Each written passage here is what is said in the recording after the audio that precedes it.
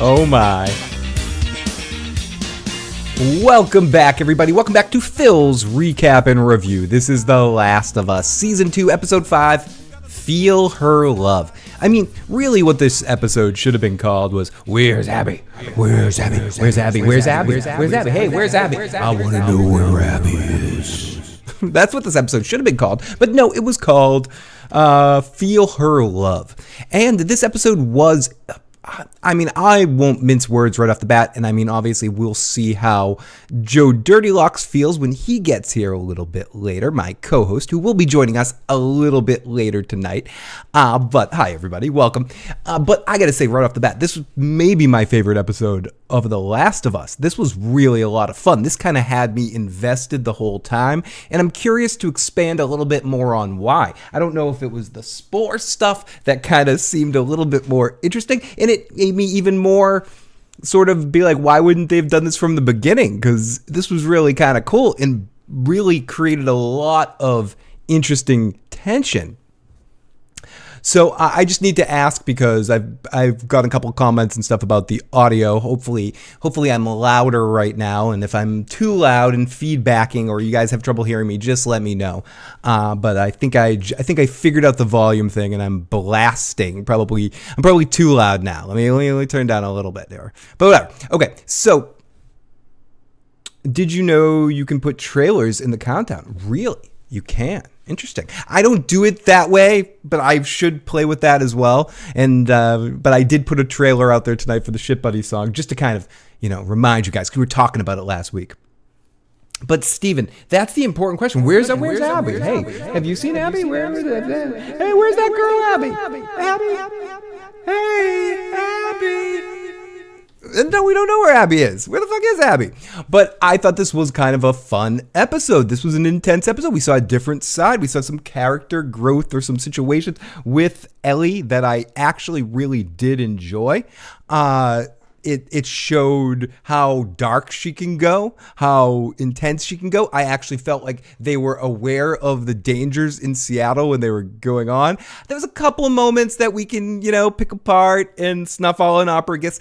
But, like the boyfriend, Macho Man Randy Savage. What's his name? Jesse. Macho Man Randy Savage. Jesse. When Jesse's showing up right at the exact right time, all of that sort of stuff. Looks like the spores spread quickly because Leon was on the floor. Leon, he's always doing that. He's spreading his stank spore. And I definitely want to know what... I want to know, where's Abby? Where's Abby?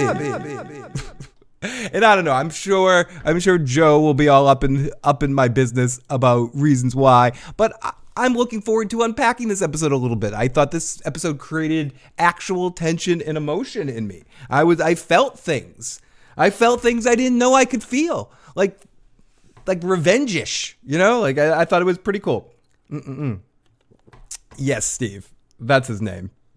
Yeah, Jesse came by just in time to remind everyone he's the baby's daddy. He's like, hey, everybody, Ellie, you're not the daddy, Ellie. I'm the fucking daddy. Oh, but everyone, welcome to the show. I'm not alone, of course, with me. I have with me the wonderful, the beautiful, the amazing... My sounds are all messed up here. The live... The chat. The live chat. I used to say a different word right there, but I'll say it again. You know what else I'll say again? I'll say that Joe Dirtylocks is with us tonight. He's popping on in. Joe'll situate himself a little bit, and I got to get his stuff all set up, but he is connected, and we'll get Joe in here in a moment. So, there he is. Okay, there's Joe. Okay, so I must say, before Joe comes in and poops on my party a little bit, I was actually invested in this episode, but I do want to get into the idea and the thought of a lot of that had to do with the spore thing. So I don't know if. I guess my question and what we'll unpack here tonight is, and I heard a little bit of what they were saying in the after show description situation that they were talking about, and what they were talking about was how they were intimidated to do this, or they weren't sure how to handle the Spore situation before the first season and before starting. And I thought they handled it fine. I mean, I think that was some cope right there of rationalization of why they chose not to do it. Be like, oh, we can't figure this out. They figured it out in a fucking scene at the beginning, a quick exposition dump, and we understood everything we needed to know about the Spore thing. And then they immediately kind of showed it to us in an episode, and it worked. I don't know if Joe's having some audio problems at the moment. I don't know if he can hear me yet, or his microphone's muted on the main pro. There you go. So I can hear you when you unmute. I think like that. Been fighting the sleep from working nights. Been a while to watching it live. Fandom, it's great to have you in the live motherfucking chat. Spores, molds, and fungus. We do need to get the Ghostbusters in on this, Steven. Leon didn't have a shit buddy, TK. That's the biggest problem. He didn't have someone like Joe watching his back in a shit buddy situation, and that's what caused his unfortunate demise. Well, Joe just texted me. What's Joe gonna say? Can't hear anything. Let me make sure your make sure your audio settings are on the headphones, and let me make sure I can. Oh, I'm muted. That's my problem. Now you can hear me. I can't hear you yet, but now you can hear me. Yes. Okay, now I got you. Joe. So, sorry about that, everybody. That's all right. Sorry about the technical difficulties. We have Joe Dirty Locks with us. So, Joe, what I was saying that you couldn't hear, which is probably better, was I was saying how much I enjoyed this episode. I don't know. I don't know if that was because of the whole Spore thing, which makes me upset that they didn't introduce this thing sooner. Right. Because I feel like it's instant drama. It's like instant drama mixed with what Ellie can do. It creates an interesting sort of dramatic situation that really fucking worked, and I could have imagined some fun stuff. If they were going to put it in to begin with, why did they introduce tentacle fucking porn in season 1 with kissing the tentacle mouth and the tentacles in the pipe in this season and like that, and like they don't even feel. I feel like they haven't even used any of that correctly, and I just feel like it was a waste. You could have just gone with Spores in the fucking first place. Because I thought that was really dramatic tonight, Joe. I thought this was the best episode of The Last of Us, like since the first one. This created tension. I felt something. My heart was beating through the whole thing. So there are aspects I like this episode. There's aspects of this episode that I really enjoyed. I'm not saying it was perfect. There was some shit, but I'm saying this was a good action, fun, intense episode. Ellie pulled off the fuck you, like I'm Joel, like in this moment kind of well. Yes, I thought she pulled that off. And that's one of the things that gets like, so this episode is surprisingly good for what we've seen so far, and they, like you said, the Spores, which makes me upset that they didn't put it earlier. One of the things that the exposition we get from what's her name describing how reckless Ellie is, and then they both proceed to become extremely reckless. Like the first thing they do was start shooting. They were like, we run or knife. We knife or run. And then they see them and they're like, okay, we're going to flank. And then they see like a whole bunch more and then they're like, bang, bang, bang, bang. Instead of just fucking running. It's time to shoot. It's time to just shoot. They just said, fuck it. They gave up on the plan pretty damn quick and then just damn fucking quick. So like, here's the thing. Like, and then we see Ellie use the stealth that we've wanted her to see, that I've been wanting to see for a while. Yeah. And it's for only a second before magically she finds Nora, instead of giving us more of her trying to sneak through that fucking area and get to Nora and find Nora and evade other guards and shit like that. I really wanted to see more of that instead of just like, oh, look, she snuck past one guard and a dog and there's Nora. Yeah, I mean, I also liked how we had the whole scene with Dina doing the triangulation and figuring out how the hell they got through there. But what I didn't like was right when they figured out a dramatic moment of getting them all trapped by all the smart ones. I don't know what they're called, stalkers, and like they're getting all caught up by all the stalkers. And what happens is the fucking TV trope 1785432.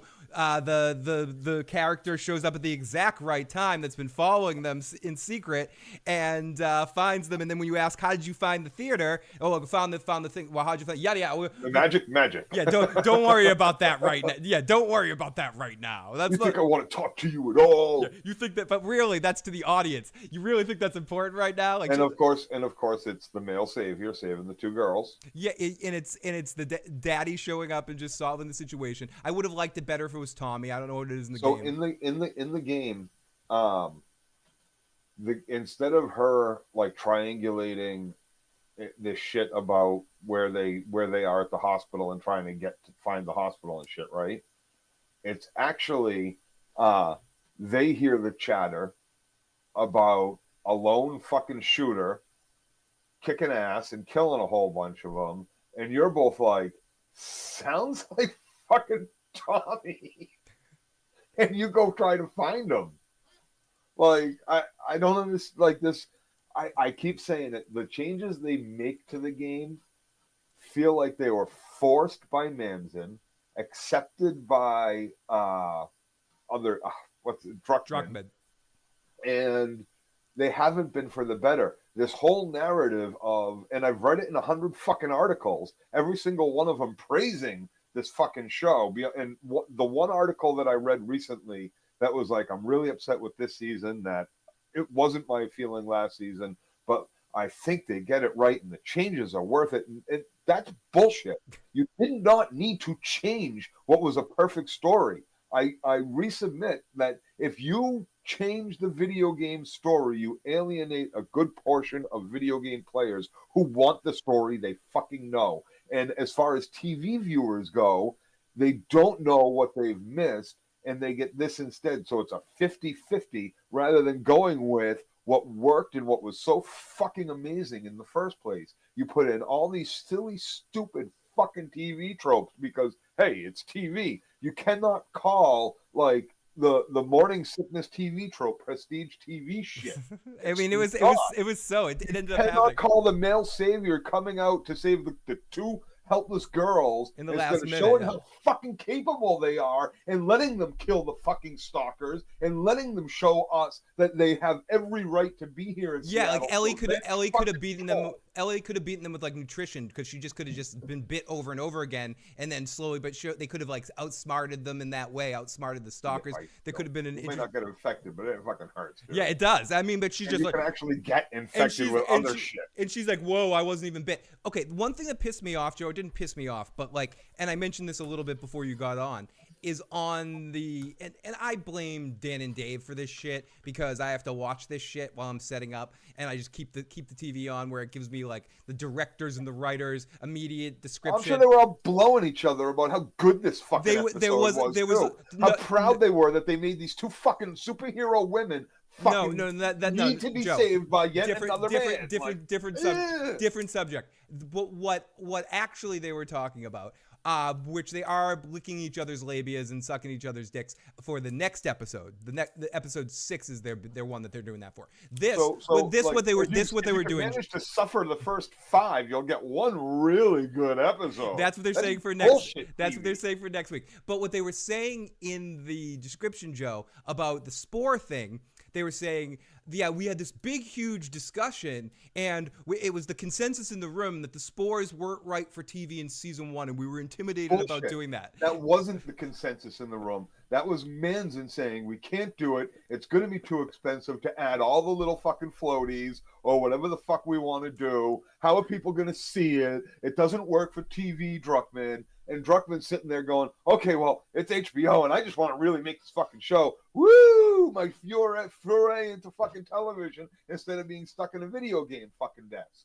But when reality was, they could have done it the whole fucking time. They've only used it once. You only need to use it once or twice. You only used the tentacle shit like 3 fucking times.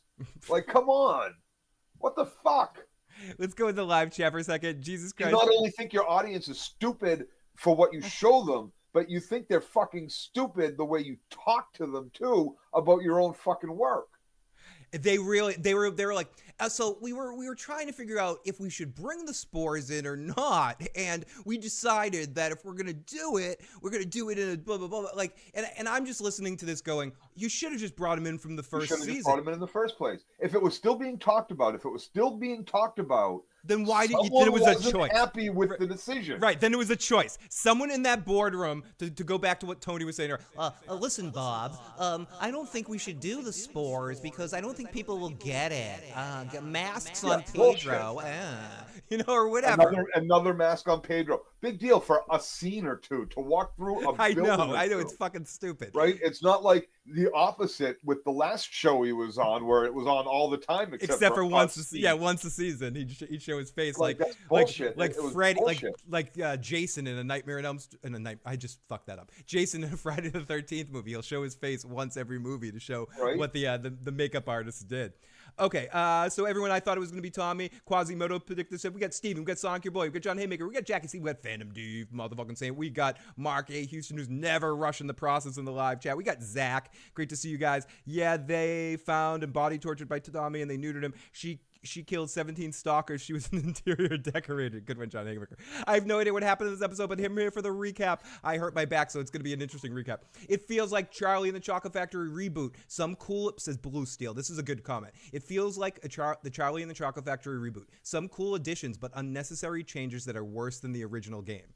That's a good way of saying it, Blue Steel. Like, I haven't played the game, but like I feel like this show is it's a hypocrite of itself. Every time it does something really awesome, it balances it out with something whatever. Because I really like this episode. 8. I'm giving this episode an 8. Like I give this is for Last of Us episode 8.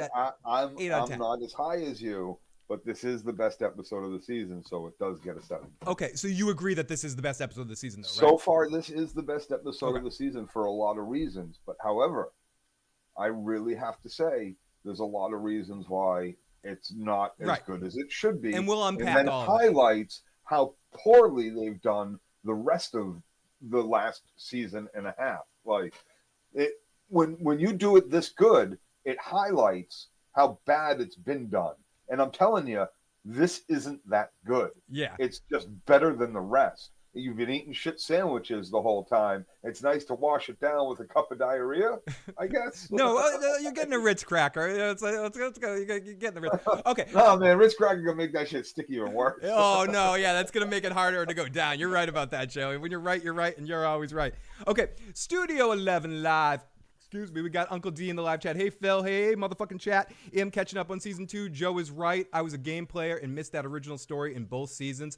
But mostly, what do you say here at the end, bud? Mostly this season. Tell him, Joe. Mame says, also, Jesse actually being dirty. Ellie and Dina are just too damn clean. It's just a slight complaint, but Jesse actually looks like he was... Yeah, too damn clean, dude. Jesse actually looked like he was in an apocalypse. Druckmann is a fucking clown, says Oltorf. Agree 100%, Joe, with that. Joe Rant, I thought they didn't want to make the actors wear masks. The Walking Dead writers are co-writing right now, so somebody, Zach, says... Yeah, they got to be... There's at least a couple in the... There's got to be at least one or two. You think Gipple snuck in? Zach says, "Oh God, thinking about the writers' room, bro. That's scary."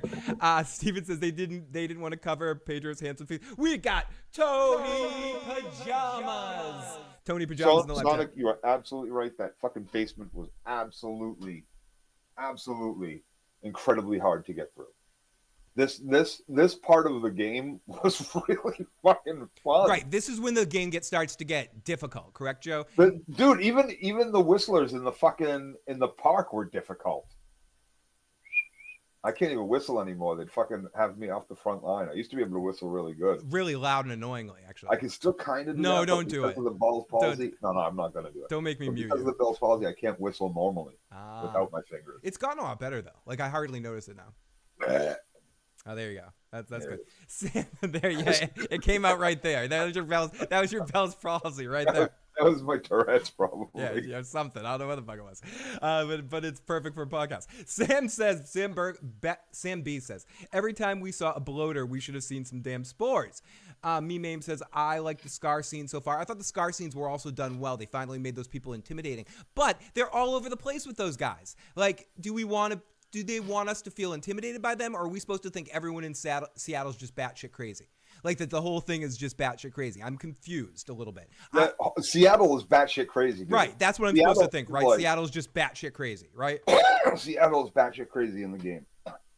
Both sides. From what you see like they're setting the Wolves and the Scars up the way they're set up in the game. Okay, Paramilitary organization that took over Fedra, and in some ways is worse, in some way, and in a lot of ways is much worse, because they're going out and they're just killing all these Seraphites to begin with, which is probably what the FEMA was doing as well, Fedra was doing as well, right? But like they set both of these factions up to be really fucking demented, really brutal factions, and so it's part of why you have no qualms as Ellie as one of your protagonists, going in there and killing whoever you have to kill. Exactly, just going full murder, death, killing everybody. And I think they're doing a good job with those people too, of setting up these two organizations. I think they're doing better with the Scars than they are with the Wolves. The Wolves, it's hard for me to I feel like if you're going to establish what's his name, Bernard from Jeffrey Wright as a big character, you can't keep introducing characters, having them be on for an episode and then disappearing for 3 or 4 episodes and then popping back and making me care about them. Like I'd like to have seen him again this episode at some way, wrap him in, since he seems to be like an actor that really gets some gravitas. So the Wolves are a little mixed, because every time we see them, we kind of see different groups of them. So that's because they're big. It's not. I guess so. Maybe that's the point.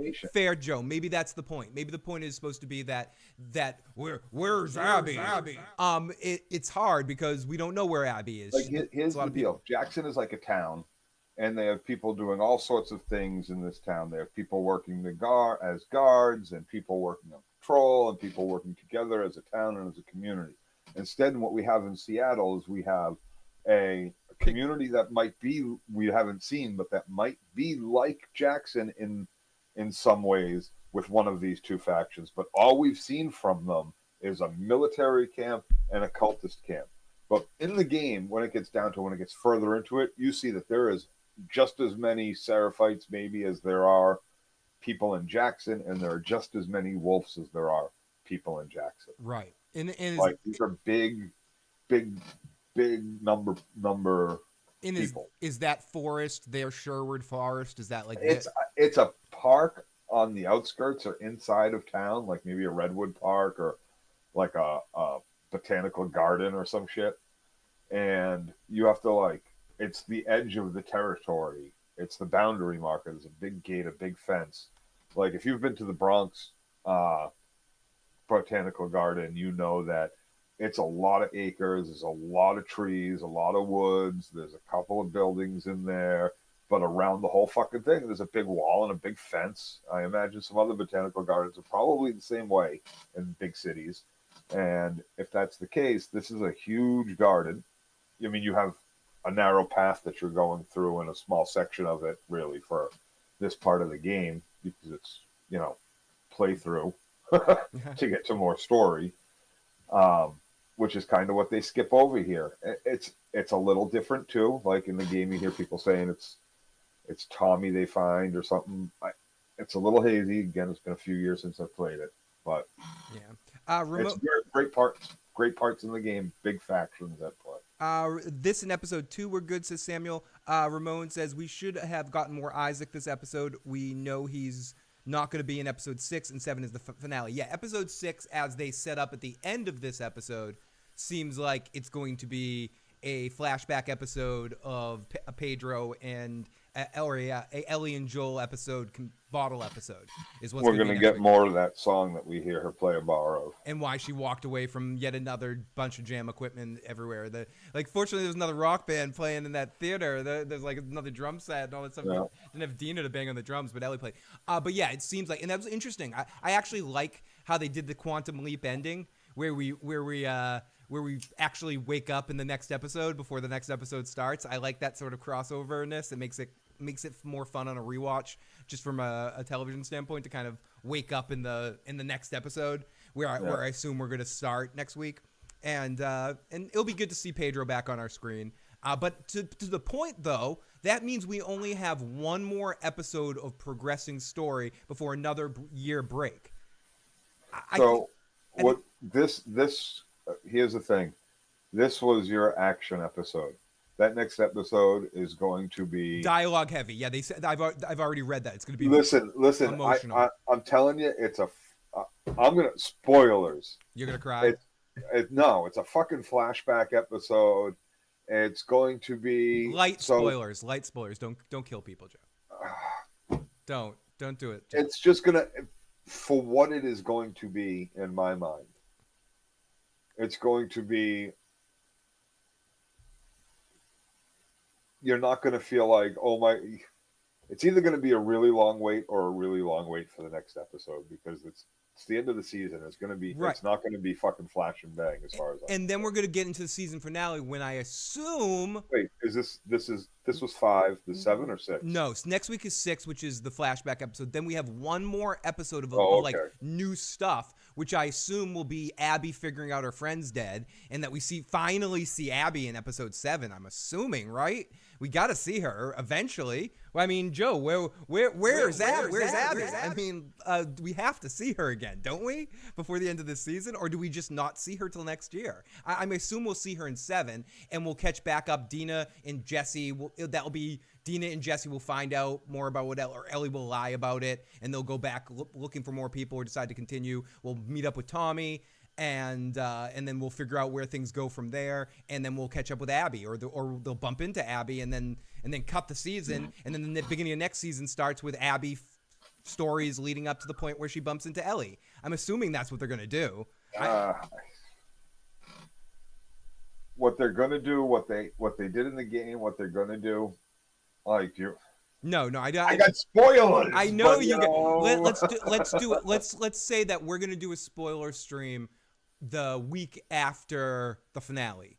Sometime in the week after the finale, we'll do a spoiler stream where you can let out the hate, Joe. Let you know what's going to happen up until. No, I don't. We don't want to.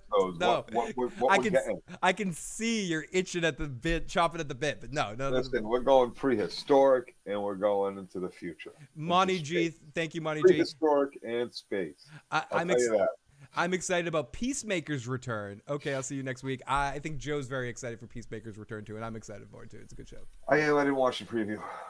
I'm not a big trailer person in general, but no. But I will be watching the new season of Peacemaker. Oh fuck yeah! I want to buff Abby. I just want Abby. I want Abby on screen. I want to see more of her if I'm supposed to give a shit about her. But yeah, I think they did this all wrong. Yeah, I'm with you, Joe. I mean, I understand part of the reason why they did it. Like here's the thing. I think it's wrong.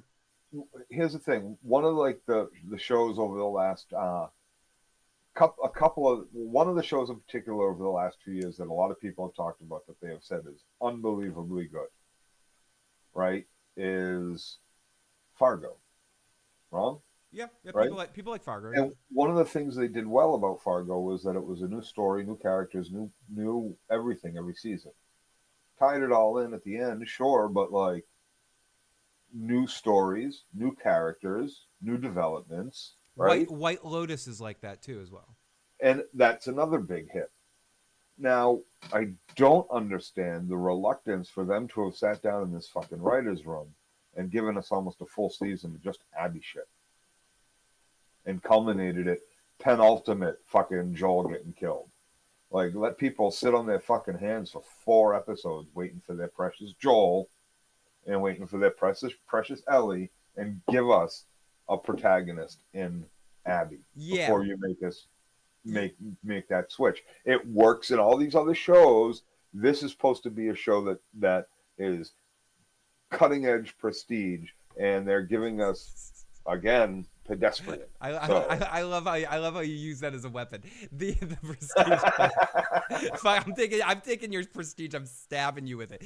I'm not sure if I would have wanted a whole season of that. I just would have preferred. I just had 4 episodes. There's 3 others that right. come That's what I'm that. saying. 7 bounce back and forth between Ellie and Abby episodes. No bounce. Just give us 4 fucking straight solid fucking. You're gonna get that. You're gonna get that in season 3. No, we should have had that now. Yeah, but they decided to do it in season 3. Yeah, and that was a mistake. That was an absolute fucking mistake. It was it was dead on balls mistake. Dead on balls accurate. Well, did Yes, you watch that recently? Line. No, wait. It's What's from that was the measure. Dead on balls accurate. That's my dead cousin. On balls accurate. That's my cousin fucking Vinny, dude. Yeah, it is. We need to go on a game show. We were meant for the password. I mean, it's a cheat. I literally just happened to watch that the other night because I was like, I hadn't seen my cousin Vinny in a long time, and it holds up. It's even better. It so holds up, dude. Marissa Tomei rules. I mean, everyone's good in it. I watched it today. Oh, you did? Really? I watched it like this is why I watched it Friday night, maybe Friday or Saturday night. I randomly put on that movie like 9 times, 10 times, some shit. Yeah. Maybe a dozen. Dead on. I love it. I think it's brilliant. It's dead on balls accurate. Yep. Joe's favorite words in the world. Red Lipstick Club says, "You're right, Joe. If this was a game of spades and they had the ace, king, queen, and they played their joker to beat a jack, that's how I feel about Joel dying in episode 2. No investment in Abby whatsoever. So if you stretch it out, you make us care about her, and then you litter it in with some Joel and Ellie stuff along the way to make us remind the care about things. It turns into something like The Wire did when they did too. Like each season introduced new characters. Yes, they did all sorts of stuff, and that's one of the greatest shows of all time. This is something that has been proven to work if you do it right. And this is a show that had the perfect opportunity to do this and do it right. And it wouldn't have altered the game that much if you had done it. It would have been much closer to accurate on the game. Yeah.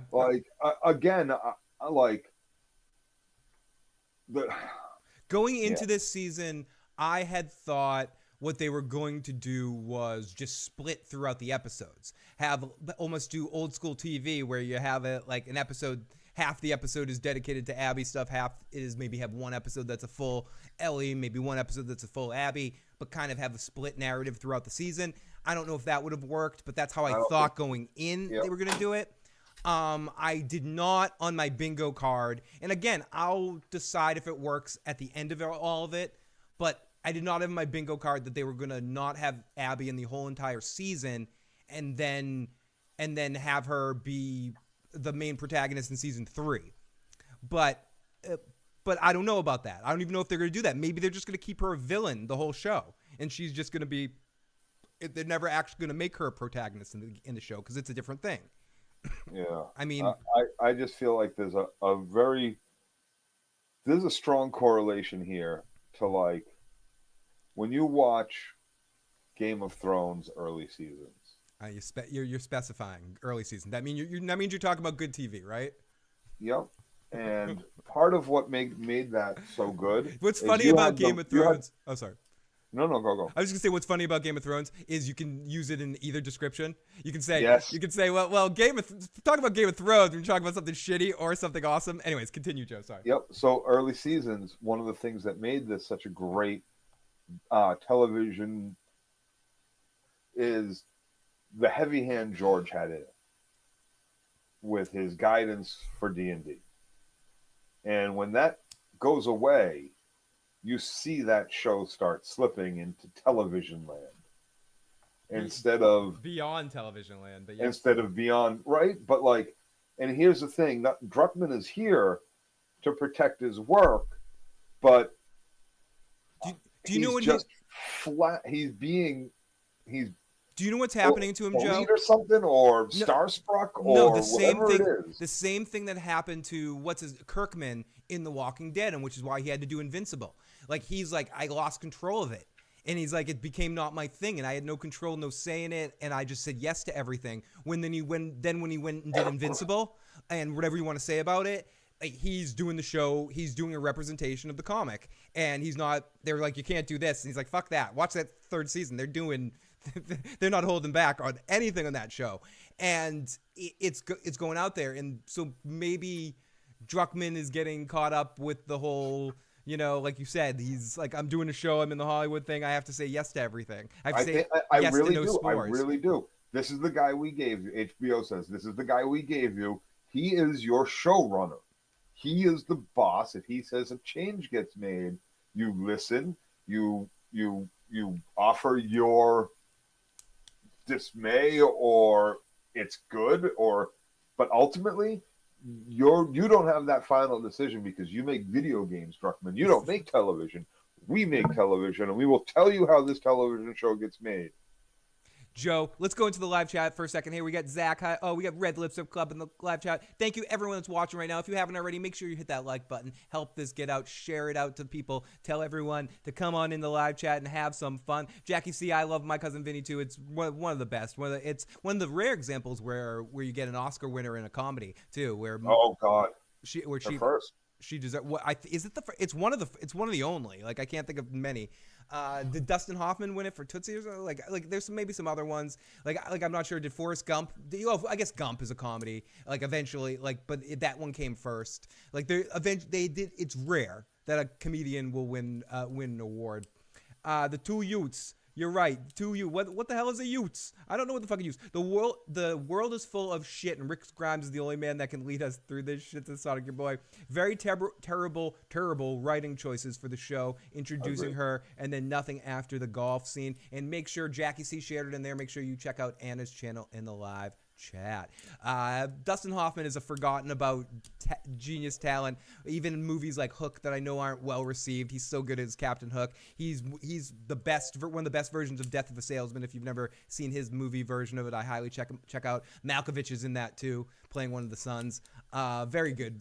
Dustin Hoffman is an underrated. One of my favorite other movies that he did was a movie called Family Business with him. I just watched a Hoffman with, what was it, Angry Jury thing, Runaway Jury. Yeah, he always puts in a great performance. Like, he's always fully committed to his role. Gene Hackman. Yeah, great John cast. Cusack. Yeah, great cast. Dun, dun, dun, dun, dun, dun, dun, dun. Rain. Yeah, definitely time. Definitely time for the recap. Oh, The Graduate. Definitely time for the recap, Joe. Definitely time for the recap.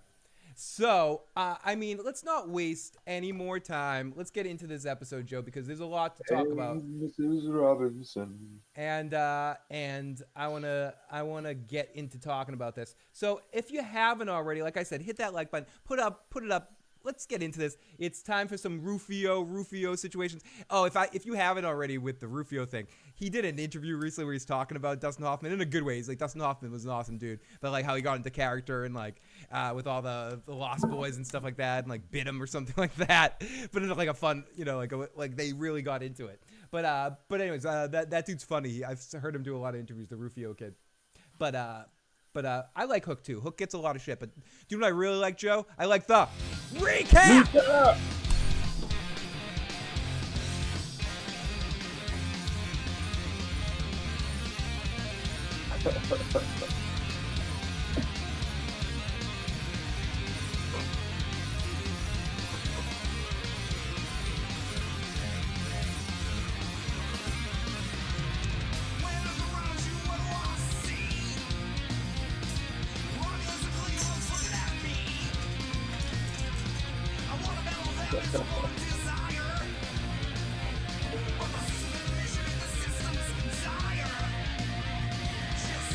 I had to go away because I don't want to be there when the neighbors call the cops. No, I hear you.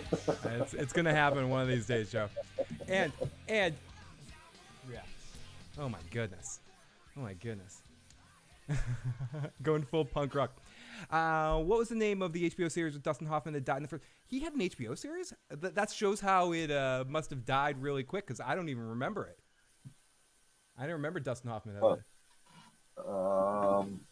had an HBO series. I don't remember too much either. Oh, whoa.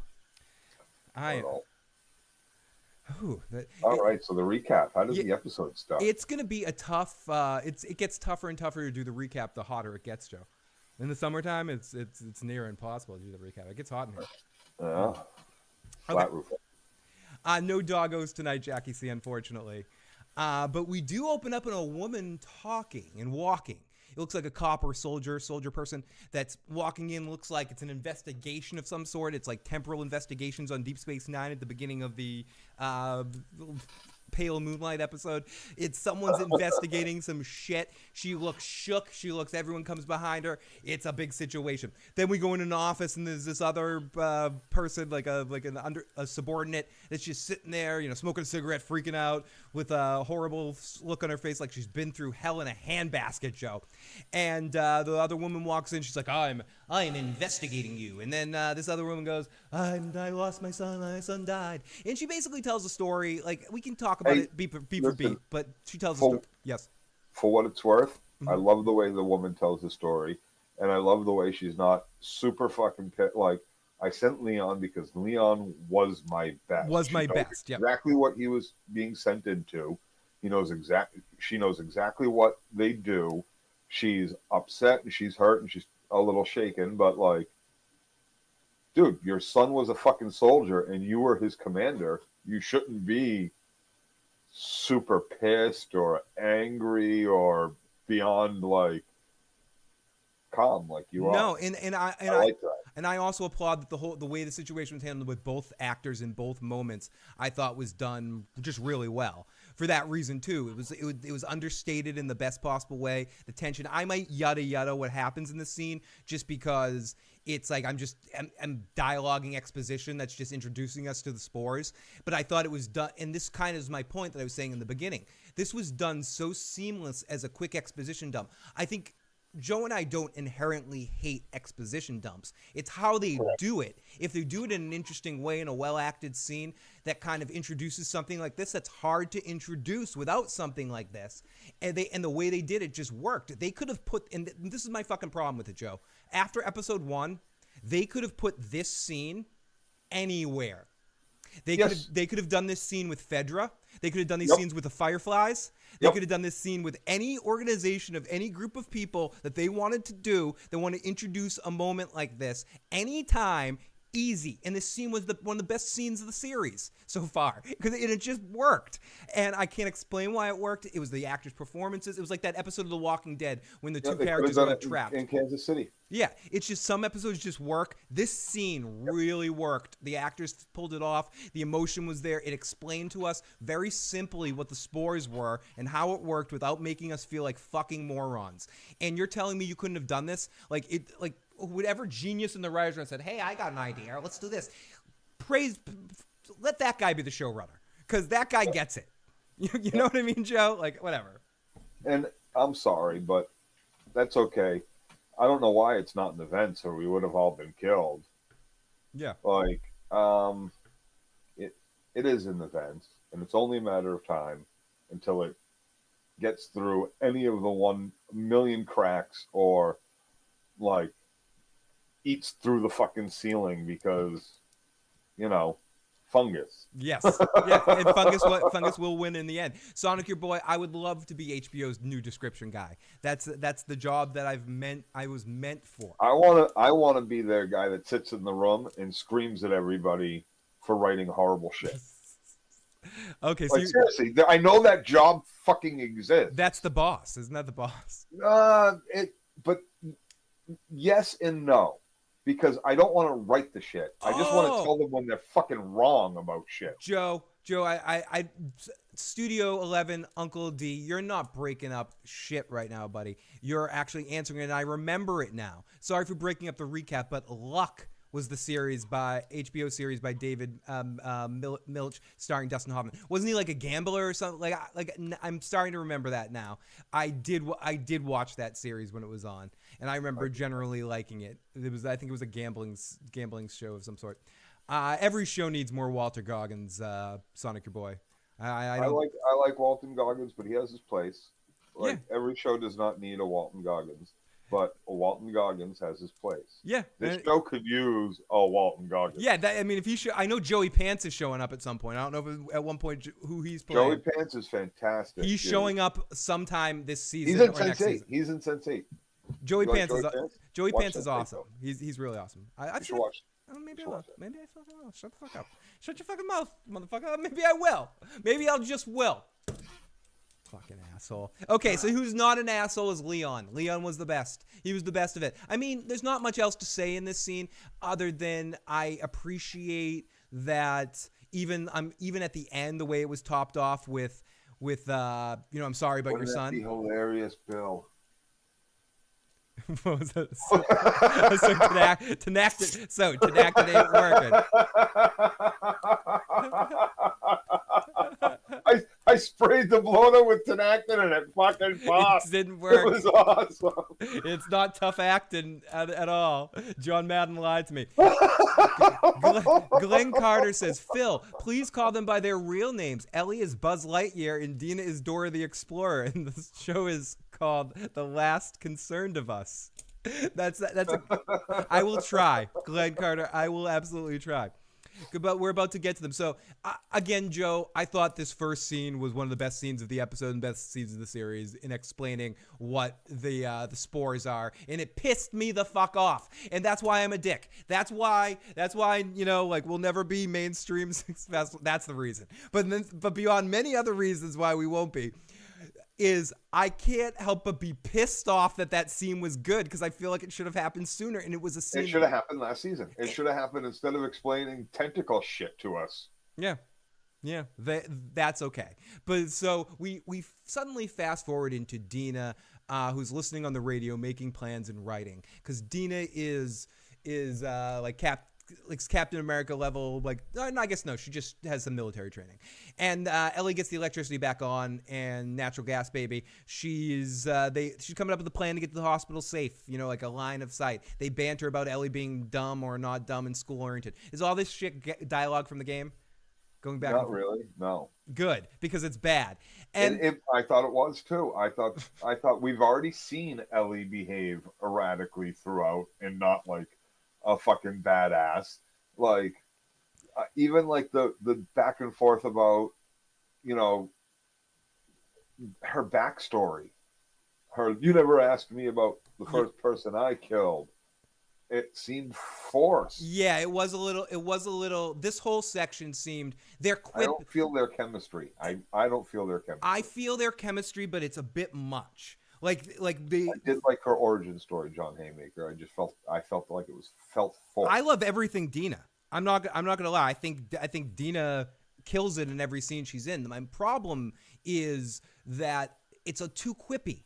It's suddenly I'm in a Paul Rudd movie, and I don't want to be in a Paul Rudd movie in this moment. And there's too much of it. They're just back and forth, and it's like there needs to be a laugh track drop.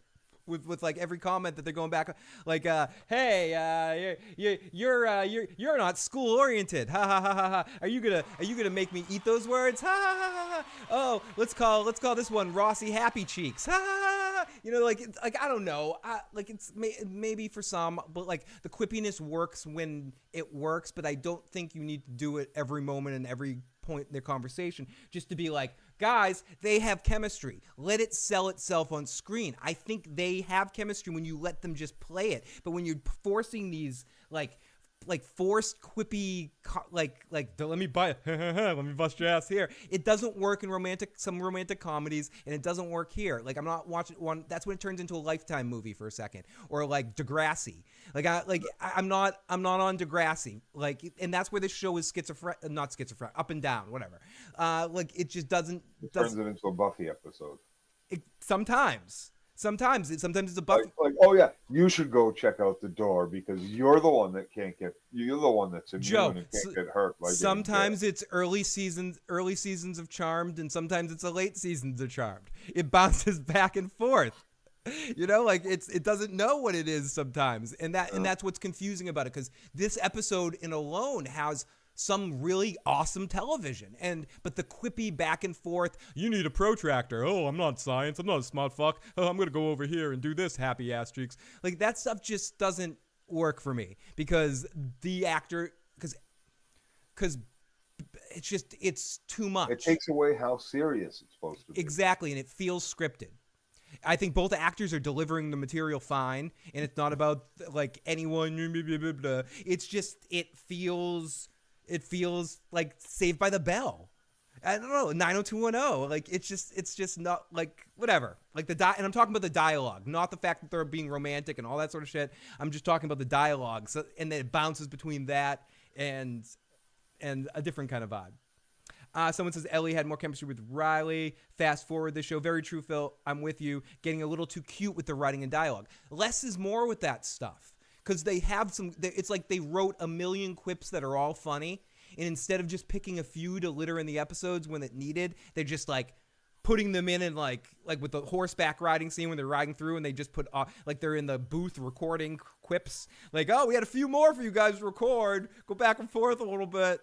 And it just seems a little too much, Joe. That's all I'm saying. Like, damn it, Jim, I'm a doctor, not a holy water pipes, Batman. Like they're just throwing in shit purposes. That's my situation. So then she heads into the theater and she looks at all the rock instruments and she sees full guitars. Conveniently, the last performance in this theater was a rock show apparently, and she grabs a guitar and she has to tune again. She tries to play it, but she can't play it. And was this scene in the game, Joe? Yeah, for a little bit, kind of. You play the guitar a few times. That's a little. The song she sings is a certain song from the game that Joel teaches her. Teaches her on the porch that night when she comes home after New Year's. I like Robin's quips, and I like some Marvel Cinematic Universe humor when it works. I for the characters that it works for. I just think they go over the top with it. And now every Marvel movie has to have the same kind of quips instead of it working in the universes of the games that it works. It works in Iron Man, but certain things should be taken more serious, and I don't think they balance that out. I do think something like Daredevil's finding that happy balance. Joe and I will talk about that a little bit later. I'm curious of his continued thoughts of watching that, or if he's even still watching it. But I think where they lost it was Marvel Phase 1 stuff up until Endgame knew when to balance out some seriousness, but since then it's just they're leaning too into the quippiness. So I think it works. I think Robin's quippiness works in the Batman's 50s show, but I don't think that would work on the Batman the Animated Series Robin. Like if they throw in a bunch of holy this, holy that, or when they threw it in the Val Kilmer Batman, rest in peace Val Kilmer Batman movie, to have Chris O'Donnell say whatever his name is, say holy this thing, like I mean it's a joke, but you don't need to. If they did it for real, it would be unnecessary. So I do think, and I think quippiness works sometimes, but to add levity to a zombie apocalypse situation, but it's a bit much. It's a bit much at this point. Hemorrhoids hurt. It's great to see you, even if you remind me of worse days sometimes. Reading your name, I'm reminded of things that hurt sometimes. But it's great to see you in the live chat, motherfucker. Josh says, I feel so tired of feeling robbed. The dialogue was fast and rushed, and I know it can't be perfect, but how hard is it to stick to an already existing script? Agreed. Yeah, I mean that's kind of what you're saying, Joe. Like because here's the thing: the video game players who aren't getting the script that we had, but turned into television, long format television, which it fits for because it's a long game like that with the story. You gave us something else, so you alienate a big chunk of your game fans, and then on top of that, half the people who are watching it as television are going to recognize it for the crap television that it is, because your audience is a lot smarter than you are giving them credit for. And so you have another bunch of people who aren't going to like it as much as you've proven the original was already loved. So, yes, that was Holy Rusted Metal Batman. That was the line from Batman Forever. Buzz Lightyear, Ellie gets the guitar again. She has a tune. She plays it, and she's and and if I were ever to lose you, and she's deadly serious, it's a deadly serious good acting moment I wrote. I think Bella does even better as an actor when she's not acting with somebody. I don't know what that means, but when she's alone and kind of having moments, I can really feel the emotion in her, Joe. Like I thought the whole, and we'll get to it later, the whole segment of her hunting down Abby's friend there, what, like when she was, where's Abby? Where's Abby? That was the best I thought she's been on the show. And whether I think it was, convenient and a lot of stuff, like with the when she's like, "You dumb bitch, you're dying, suffocating," and just Abby, the look on Ellie's face, like, "I'm immune, motherfucker." Like the look, like it was just, I thought that was played really fucking well. But we'll get to that. But some of the quippy, funny stuff, I don't think she pulls off quite as well. Yeah. But anyways, so but this scene, Ellie. Dina comes in, Dora the Explorer Dina finds Ellie, and they basically decide that they heard on the radio and she could triangulate and do all this stuff to make sure that they could get to the hospital. And we also get a little backstory on the scars or the Seraphins, or what they call it, sycophants? Seraphins. Seraphites. Yeah, the whistlers, whatever. And Dina makes a good point, a good logical point.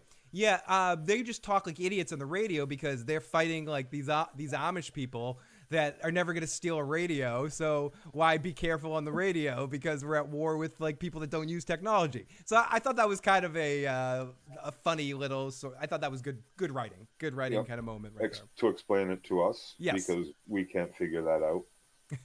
Fine. By showing it to us, by showing us that none of them have used a fucking radio, that they communicate by whistling, that they use bow and arrows. But no. Let's explain it to our audience again, because again, I'm an idiot. Our audience I'm are an idiot. idiots. I'm an idiot, Joe. I need that shit. Like that's the kind of exposition I don't like. We don't need that. Yes. Like we don't need that. That's the show us. That's the show us. That's literally the show us. No, I'm with you, Joe. Josh, Like we see that they're not wearing fucking Nikes, right? We see that they've scarred their faces all similar. We see that they're, I think cult-like. You don't need to tell us. I don't think we need to be it's told. them figuring it out, so it's kind of okay, but still. It's still like saying to the audience, like, "Hey guys, just so you know, this is why it's okay that they got all this information off the radio." It was one of those, like, "Oh, this will easily explain why we can just say they got all this information by listening to what they were talking about. Like, we got their roots by listening to them talk on the radio because they're just going to announce, "Hey Bob, you off? Hey Bob, you off? You're off at 3:00 off your route, right? That's right. Your route goes straight down Main Street." Triangulating. Treasure triangulating. Yeah, that's right. Right, Joe, that's a thing. She's using words that mean things, and they mean things, so that means she knows how to do them. So she's triangulating. We know that because she said it, right? That's they're gonna leave and be reckless now and do something stupid and big. And they're going to go walking down the street because they triangulated and they know exactly where they're going. There's going to be no trouble. Oh, I forgot. They found this, like, there's going to be a big house or something that they're going to... A big long building that seems like is being avoided by the wolves. Joe, I got a big long building for you. I know you do, Phil. That you're avoiding like the wolves. That's for sure. I know I am, Phil. Yeah, it's my birthday coming up. But you might need to enter the building. No, I'm kidding. So they're out there. They get their guns and they're clearing. And I love how all apocalypse shows moving forward past it probably did it come before The Walking Dead. They all use the term clear now, which is cool. I like how which I associate with Morgan. I just immediately associate, and I know it's a thing. It's just talking, it's like we clear the room. But it's just in this situation, whenever they say it, I'm always like, Morgan. I'm like that meme where it's like Leonardo DiCaprio pointing at the TV. Walking Dead did that. I don't want to be reminded. I don't want to be reminded of The Walking Dead. Shut up. Use a different word for it. Don't do that. What? I loved Mr. Caskell. It may not seem that way from listening to us out of context, but I fucking loved episode 5 too. It was my favorite episode of the entire series, next to episode 1 of season 1. Still, episode 1 and episode Oh, 3. the Bill episode, what it was, whatever. Yep. Yeah, and I did like episode 2 this season, but this was I actually really really liked this episode as well. This was so far the best episode of the season as well. Like I said, I gave it a 7. Yeah. It's got its problems, but they hit some notes, again, game notes, like when she picks up the pipe later. Yeah, which was That looked like the pipe I've picked up 100 times, 1,000 times in the game. 1,000 times. Okay, so I had 1,000 of those pipes. so they're I got a pipe for you too, Joe. No, they're out there. They get the guns. They're out there being safe, clearing, and Ellie is not resting. She's not settling. Ellie just randomly talks about naming the baby, and they joke about the name of the baby, and they More quips. More quips. Exactly. It's quippity, quippity, quippity. It's like it's the comedy drums. We need this sound after every fucking thing. It's just over and over. And Ellie is like, because we're going to do something reckless doesn't mean we have to act reckless on the way there. How about we shut our fucking mouths and move in stealth and quiet, and use our hand communications and body language to get to where we're fucking going, and not get ourselves killed before we even get there. And they find a pile of dead bodies and they puke and stuff. And Ellie gets into this whole like almost like in the Lord of the Rings with Sean Bean. We should not have come here. Like I need to get you out of here. And Dina shifts into this almost like Phoebe Cates in Gremlins. Like it was it was a great monologue, but the way she went into it was almost out of context completely. Or like, my dad died on Christmas Day, but she just goes into this. Did I ever tell you about my first kill? Well, because she doesn't want to be the one to get turned around because I'm pregnant or I'm right. And I thought it was a good monologue, especially when she pops up with, and if I die, it's on me, motherfucker. It's not on you. And if you want to go, you want to stay, I'll do what you want to do. And if I die, it's my choice. I just thought the way she went into it was a little. Was just a little again, just the shifts in the show sometimes are cool. So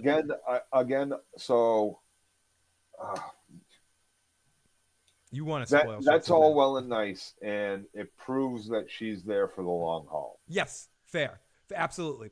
Ramon said right, which you have to tell us again, because we're stupid. She hasn't shown her loyalty in this endeavor. No. By being all the way in fucking Seattle in the first place. No. By drawing up the plans to get there. By having sex. All of this shit. By also having sex with her with dirty hands. Like, everything. Like there's so much that like, again, you're saying, I know we've had 5 episodes to set up just how much they're both on board with this. But you know what? We neglected to do any of that. So we're just going to have her tell you by telling you her backstory, which kind of mirrors the current situation. Conveniently.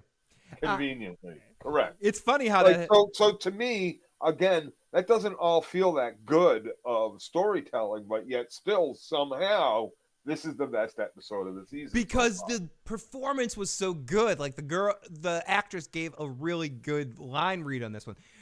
Dina's ride or die chick, I agree with that. We got wonderful Killmonger in the live motherfucking chat. We got getting into the hospital in the game was harsh as Sonic. Mr. Caskell, Phil and Joe Seraphites was brutal in this episode. We will get to them in a second. Josh, it can't be that hard to show us at least a minute of that. I like this episode 2 and episode 5. I give them both 7.5s. Josh's biggest beef with this episode was how Ellie just strolled into the hospital and gets to Nora with no issue. Yeah, again, like. Meanwhile, in the game, she absolutely goes nuts on the wolves before. Yes. Just fucking yes. So much yes. And and not the dirty hands. Like, you have to fight your way through that. You have to So she made it past the dog and the guy. That's fine. Don't subject her to having to kill a dog for your television audience. That's the kind of shit that you need that fucking showrunner here to stop Druckmann from doing. Don't let Ellie kill any fucking dogs. But guess what? In the game, you're going to kill some fucking dogs. Yeah. Right? But here's the thing. You don't want your audience to see that. So you have her sneak by the guy with the fucking dog. Oh, it's just the varmint. But once she's in that fucking building, you have to have her kill some people stealthily. You have to have her fucking stay undercover and listen to what the people are fucking talking about so she can get her ass to find fucking Nora and be alone with her and not just magically fucking appear there. That's bad, lazy television fucking writing. Oh, you don't need to see any of that. You know she gets there anyway because we're not at Abbey yet. Like, But no, Joe, but how about you where's give us Avery? something that gives us that character development that shows it to us, so you don't have like to write a scene for a fucking next season where they go, oh yeah, well when I was in that hospital I had to kill 15 people, and just like Joel did. Joe, I love how you said you turned shows into like a triple syllable word. Shows. You Dr. Cox that word. You totally Dr. Cox that word. They're out there. Listen, newbie. I'm gonna show you this. Joe with a window. Oh, leave Joe's webcam alone. Jackie C, you're funny about the lingering rights. Isn't the most. Oh, just. Jackie C's being bad in the live chat. Preach, Joe. Thank you. But it is running through my windows. But it's a Logitech. It's always sucked. No, you're fine. I don't know. It's supposed to be high def. I don't know. You're fine. You're fine, Joe. Don't let them get to you. I spent money on it. Don't let them get to you, Joe. Joe, it's okay, Joe. You're fine. Your setup's fine. Don't let criticize The Last of Us, not the Issues Guy show, man. I mean, no one's paying us, Danny from LA. No one's paying Joe. Fernandez T might be. Dodgers won both, so here's a drink for you both. I like your show better than The Last of Us. Woo, woo, woo. Fernandez T, thank you so much for the super chat. Thank you. Toast to you, my friend. I'm going to take a drink. Thank you, buddy. Maybe he's setting Joe up. Cam looks great on Joe. And give me 1 second, Joe. I got a cough. I set you up for a bad Garth moment there. I was trying to pass it to you, but it didn't work. No. So yeah, they're getting and thank you, Fernandez T, so much for that super chat. That means more than you know, man. That's $10 towards a musical instrument that I'm trying to get right now. Okay, so they're out there getting guns out, being safe, clearing. Ellie, as Russell said, as she tells the story about her family and about how she had to kill a raider that had killed her family, and if she had found the dude alive, she would have chased this dude to the ends of the earth too, so she gets what Ellie's going through, and she'll support her no matter what. Joe, is this story, and I keep asking this shit, is this story in the game? Her backstory? No. No, so this is more of the. I asked you this several times, and I guess I'll ask you every week until I get the answer I want, but it's not the answer. But I want you to continue to be honest. Is Dina better in the show than the game? Because I feel like she probably is. No. Okay. She's better in the game. She's absolutely better in the game. The Glenn Carter, flattery will get you everywhere. Here's the thing. If I'm remembering the game correctly, she doesn't get shot in the leg. With an arrow by a whistler? Right. That doesn't happen to her in the game.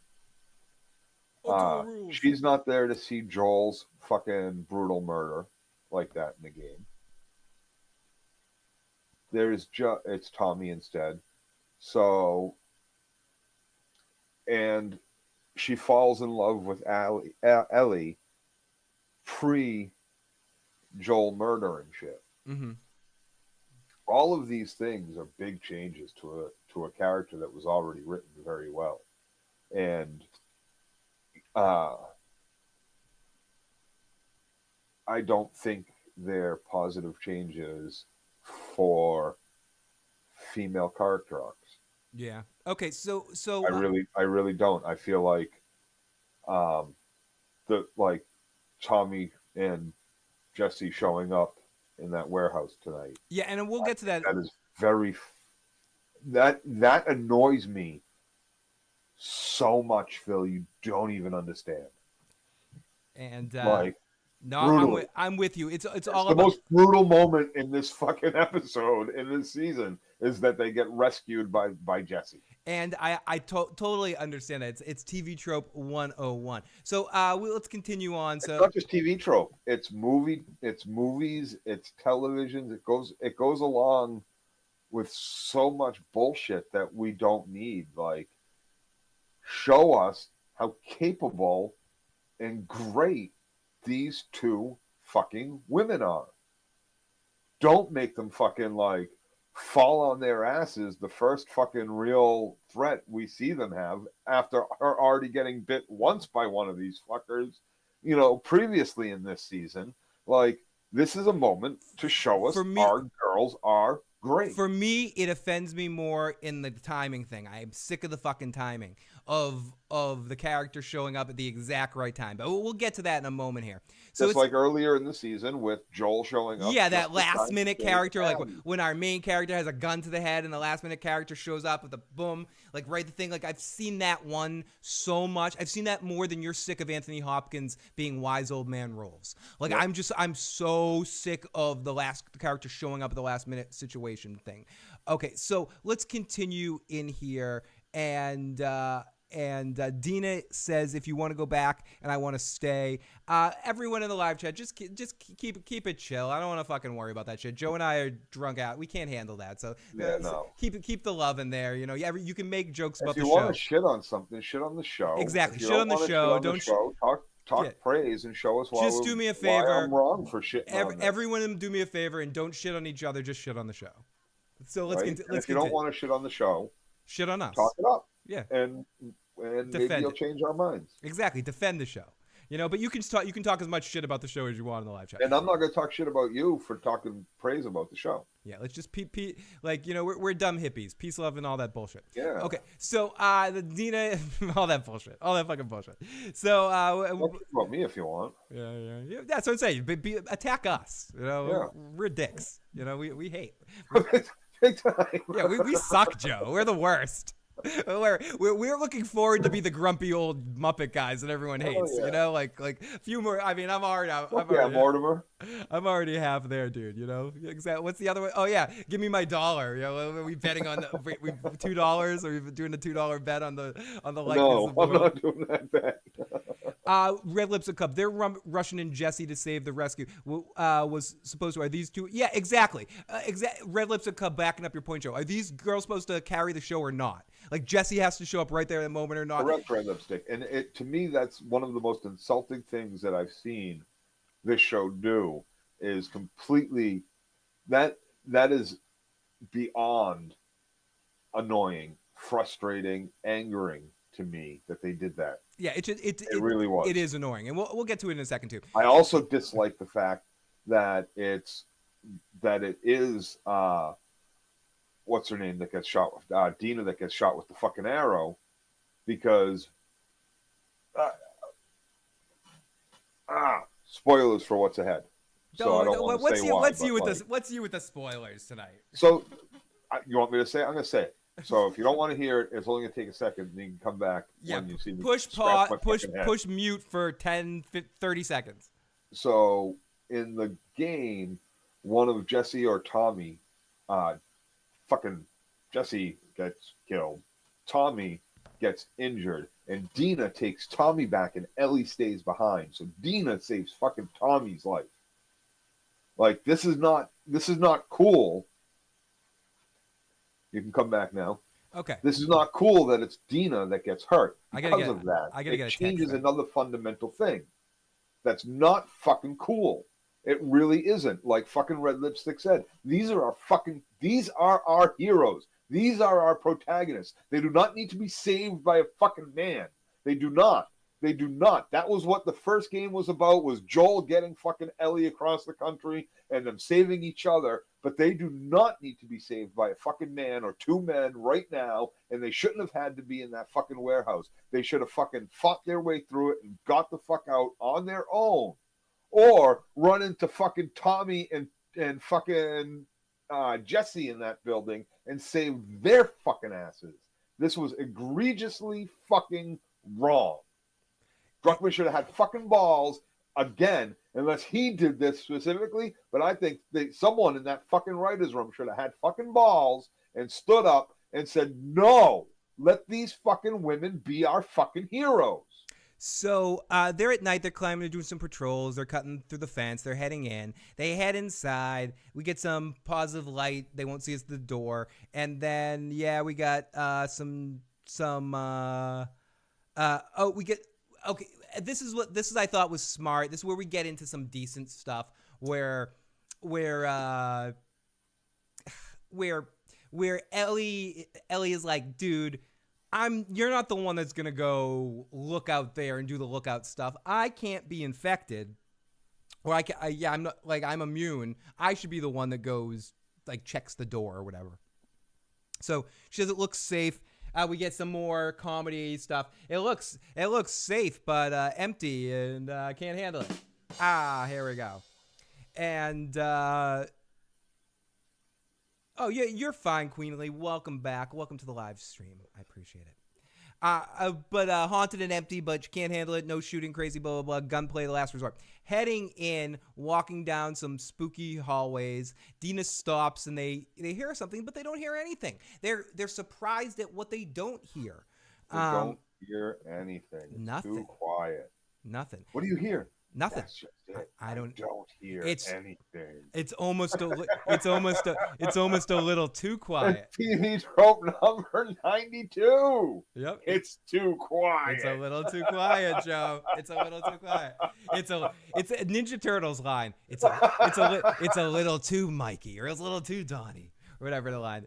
Seriously, what the fuck? Dina made her wear her combat boots. So they keep heading into another room. We see some dead things. Dina about to go, and Ellie stops her. And we see one of the other things, and the stalker, it's kind of looking up at her, and they see it. They start talking about how they're going to outflank it and kill it. They can handle one, but then they look up and they see another one, and then they realize one of us is going to use the other one as bait. Hey, that's basically what they said, Joe, right? But if this was you and me and Sonic, your boy, asked that. No. First, we got to get to the point where they say they make the plan. Right. And they're very specific about the plan that when we start going through this building, they're already in the building. They're in the first room of the building, and they stop and they say, listen, we have to be super quiet. There's all sorts of soldiers outside.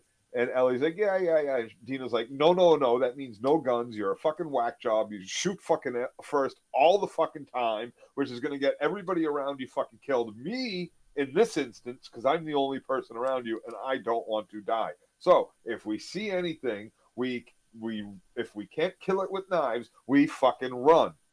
So then they get into this room, and they see the stalker, and they're like, okay, great. We're going to kill it with knives. Then they see 5 stalkers, and instead of running, they start shooting fucking everything. First and foremost, they start shooting once they see them all. And Sonic, your boy, asked me about the Shit Buddy video at the end of the stream, and Joe and I will definitely talk about filming that. I put that out as a trailer this week, Joe, for people to watch the Shit Buddy video, because we were talking about it last week. But Joe and I will talk about that a little bit at the end.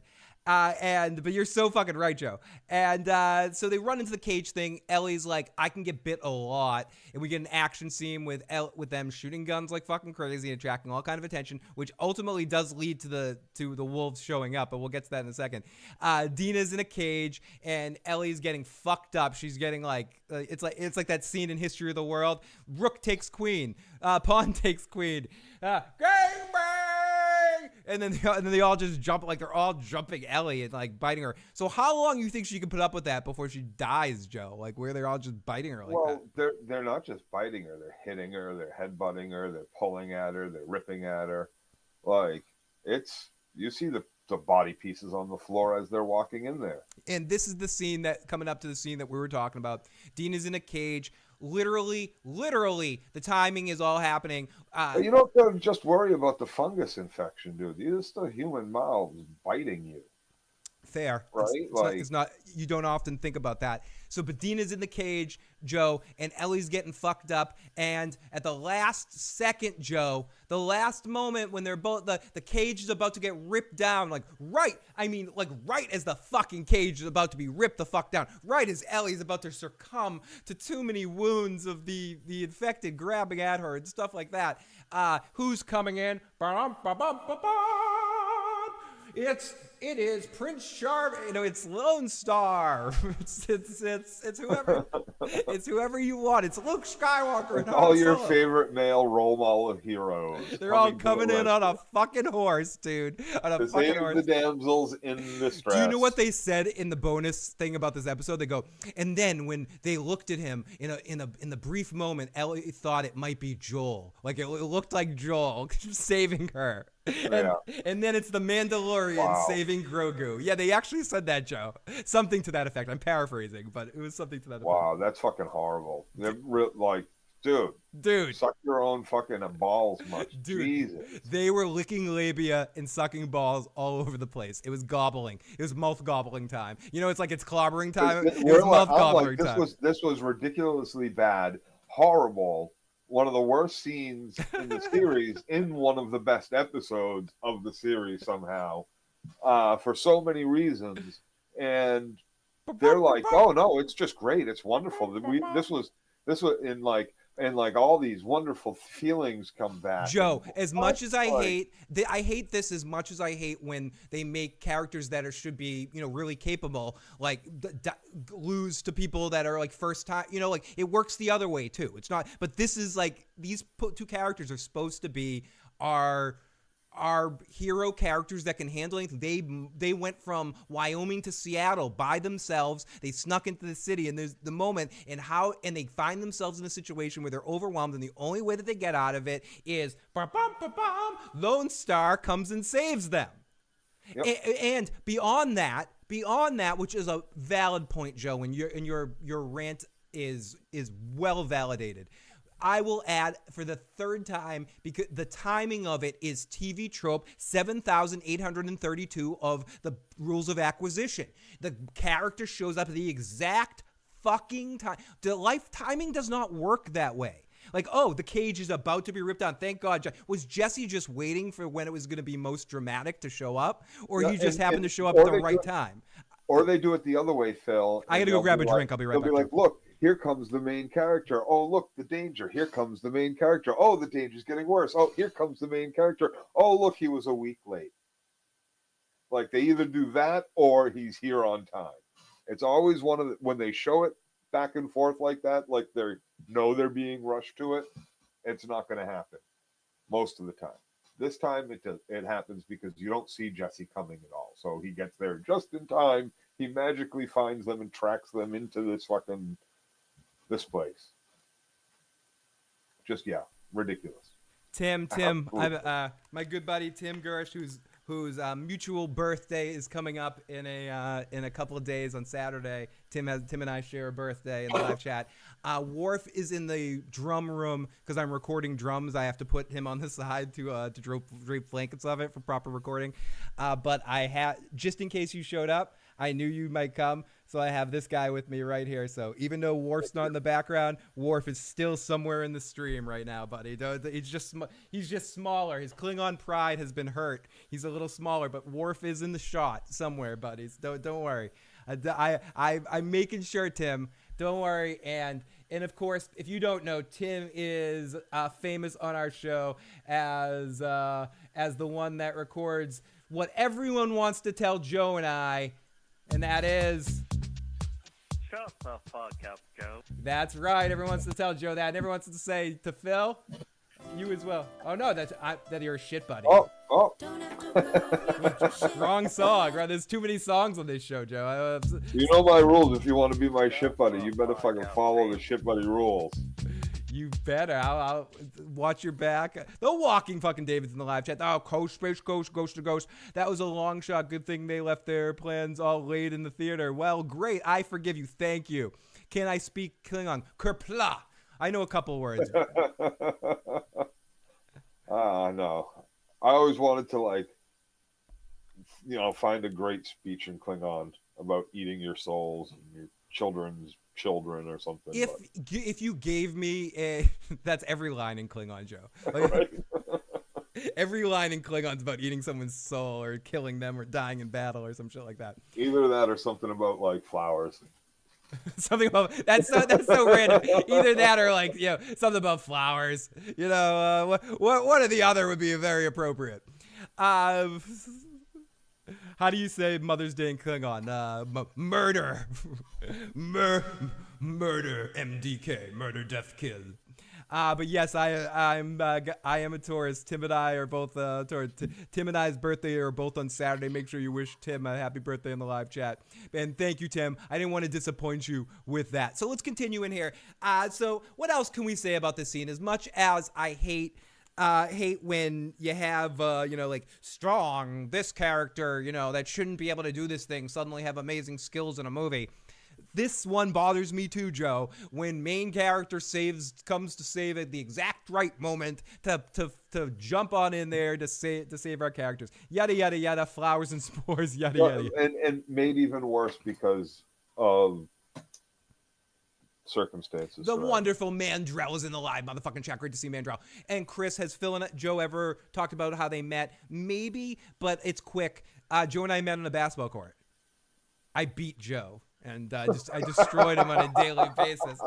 I've owned him on the basketball court. Actually, what's funny is Joe and I, the first time we met, we played basketball, and I was with somebody who actually was a good player. I forget who I was playing with, but he was better than me. And Joe, when we first matched up, Joe being a pretty good basketball player at the time, he was like more scared of me just being someone that looked like I could play, but I was like, like Goofy or Gilligan on the court. And so I think he matched up with me and put like James Pays on which is a friend of ours that since passed, rest in peace, James. The other kid who might have been like Adam Reich or it wasn't Nick. It was Kavasov, or it was somebody like that. And you covered me, and then by like the second play of the game, you're like, I'm not covering you, and you walked over. And then I feel like the next time we hung out, we took a drive to New Hampshire. Like it was like we eventually like got together to take a ride to New Hampshire to buy myself a water filtration device. You weren't doing such things, but you drove me up to New Hampshire and my cousin Craig, and I felt like that was one of the first times that we hung out after that. So I think we met. First time we hung out after that was we played basketball and then went and smoked at the willow trees. Oh, the willow trees. Yes, we walked. You walked with all the crew and walked over to the willow trees and stuff like that. And then I feel like we went to Headlines. Well, that was that day with James. I believe. Yeah, and then I started hanging with Nick, and we all went to Headlines too. Yeah, absolutely. Or you brought Nick along, and we went to Headlines. But basically we met, and that's how I met Papa Bear Larry too, because at that time Joe was coming down the court a lot with Larry. They would come down by my house, and we kind of met by there, and then moved through that and smoking, and then myself, him, and our friend Nick, who's sort of the third member that has no urge to ever be on a podcast, but he sort of would be our third member of this podcast. Maybe we could get him to do, a sports thing if we're going to talk about something sports oriented. But I don't really watch sports anymore. What was that? Who? Nick. Oh, yes, sports oriented, yes. Yeah. Or like a sports movie or something like that. Phil, you beat Joe in basketball. I've never beaten Joe in basketball. I don't think I've ever beat him in a game of one-on-one. I think I'm like 0-970. I think I've beaten him maybe once or twice, maybe. Fuck you. No. Go fuck yourself. Not even in 2-on-2. In fact, I beat you in 20. I beat you in 31. I believe I beat you in horse in 31 a couple times. I could give you that. And I've been on teams that have I've been in like 3. I've been on a 2-on-2 or a 3-on-3 or a 5-on-5 team that has beaten a team you were on. No, you're always on like. No, I'm not always on the list. Fuck you. Me and Nick beat you in better players before. Yes. You once glorified. I don't want to go too far. Nick and his underhand swat. Woo! I remember once you going full like the series Oz and being like, I'll take anyone in this court and beat you and Nick, and you were with like Randy or something like that, something really bad, and we ended up beating you. But that's beside the point. No. Let's continue. That sounds like a Nick thing to say, and you would have lost. You're an asshole. So let's continue. Ladies and gentlemen, Joe's an asshole in real life, or no? Because I'm pretty sure if my knee wasn't fucked up right now, I could probably still take the two of you 2-on-1 in a game. I said to you before, I would kill you now. You would not, dude. I'd be recapping all up in your ass. Okay, let's continue. People don't want to hear us talking about basketball, Joe. No, they don't. So Dina, because they don't want to see you lose. You're their hero. They don't want to see their hero lose, Joe. You're like Bobby Darin. I don't know. So Who taught you everything you know about basketball? you and Andrew. Who taught you everything you know about basketball? You and Andrew. Who taught you everything right you know about basketball? Okay. You re-taught me after Andrew taught me everything wrong. But he did try. I'm going to say he gave me a lot of effort there. And he's also passed. He passed. Walking David one day is going to shoot the movie of Joe and I one-on-one. That's what's going to happen. Okay, can we continue this damn recap? So you just don't want to get back to the quips, Joe. Our quips are better than theirs. So Tina stops, and she. I think, Walking David has it right there. Fuck you. Fuck both of you.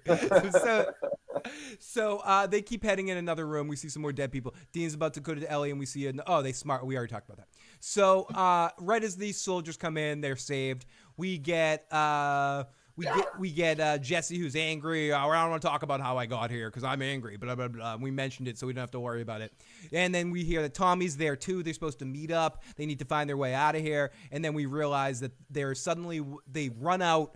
And then because they shot all their guns and made all this noise, it attracted all the wolves because they didn't listen to their own fucking advice, as Joe's has explained several times in clarity. They set up a plan. Knives, to not run, follow. do not. I think you just said it. I think you said everything right there. They set up a plan not to follow. That's what they did, Joe. That's what they fucking did, Joe. I mean, I have to tell you to shut the fuck up just because everyone wants to know what Joe thought. What did Joe think? What did Joe? Joe, you don't want to know what Joe thought. Joe already explained what Joe thought. Was it good or did it really fucking stink? That's right. And then it's nice that they come running out of that building and none of the wolf guards can hit them with any bullets. No, they turned into stormtroopers. Isn't it great that no one in this wolf army is trained enough to hit to hit any of these idiots? And none of the Seraphites in the woods respond to any of the gunshots. No, but one Seraphite randomly in the woods gets a solid arrow shot in the meat of Dina's leg. Yeah. That was pretty fucking sweet. That was a great fucking shot. So they go into the. Let's get a little closer. Let's get front row seats. So they go into what's the name of the thing in The Princess Bride that has the rats, the woods of what do they call it? The woods of chaos. What do they call the those? Forest the fire swamps. The fire, is that what it's called? Okay, so they go in the fire swamps, the pine barrens, whatever they're going into. I thought it was the foursome, but whatever, the Scars territory. And the wolves are like, we're because not. We already discovered in the fire that they are aptly named after. Yep. And the ROTATSs, I don't think those exist. And the lightning sand, we found the lightning sand, so we know what to look for there. And the ROATSs, they don't exist. Thank you. I take the Zappa comment very, very, very, very, very amazingly. Queenie says, I meant Ellie and Dina hooking up. I don't think Jesse would be that mad because I think he was mad because of different reasons, because he had to fucking chase after them. They totally had stormtrooper fucking range. Joe, so help me God, you're about to get a song. You're about to shut the fuck up. I think Jesse is angry because he snuck out. Yes, sneaking out. Excuse me, and all that stuff. I don't know if Jesse. So what are they? Are they prisoners? They're not allowed to just leave. Listen, I left. Get the fuck over it. You know where I went. My choice. You're not my fucking daddy. You're not my big brother. You're not my fucking boss. Or am I now some sort of slave at Jackson? Otherwise, shut the fuck up and go the fuck home, bitch. Oh my goodness. And you can't say that without fucking this, Joe. But I agree with you. Shut the Like fuck seriously, up, it's so very insulting. It's so very insulting. Like, this is why I left you, Jesse. This is why we broke up, Jesse. This is the reason. Listen, Jesse. Jesse. I need my fucking space. Jesse. I told you. Jesse. And you followed me all the way to fucking Seattle, Jesse. Jesse, you're stalking me again, Jesse. Saving my life doesn't make it okay. No. It doesn't make it okay, Jesse. So, Joe. Oh, sorry. Joe, this is when we get creepy, kind of cool. We get into Fire Swamp Sheeking Shack. Yeah, totally that part. But we get into the Scars territory, which I thought all of this was done pretty damn well. They did creepy, weird people in the woods trope really well here. And we see the torture. It's cool torture.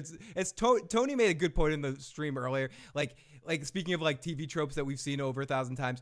Like, how many times are we going to see someone get cut open and their guts draining out? That's another one now. It's like, oh, there we go. We're going to see the gut shot, and then just like the. That's how you truly know they're a cult, though. Yeah, it's true. It's cult behavior. Exactly. That's the point. It's like that's in the book. That's how you truly know. Just like throwing up, that's how we truly know someone's pregnant. Yeah. Just like coughing means they have terminal tuberculosis. Yeah. It's like not just a religion; it's a cult. They have now disemboweled someone. Exactly. They're not likable anymore. So why did they spend time in a previous episode to make me try to give a shit about them with the kid die? Like just to show that it's complex and both sides suck. Yes, Phil. Fuck that. I just like these people are fucking nutsoid zillas. Like Right, you're not supposed to like the Seraphites, and you're not supposed to like the wolves. Right, so like this, they wanted us to like the Seraphites. Is that what they did earlier in this season?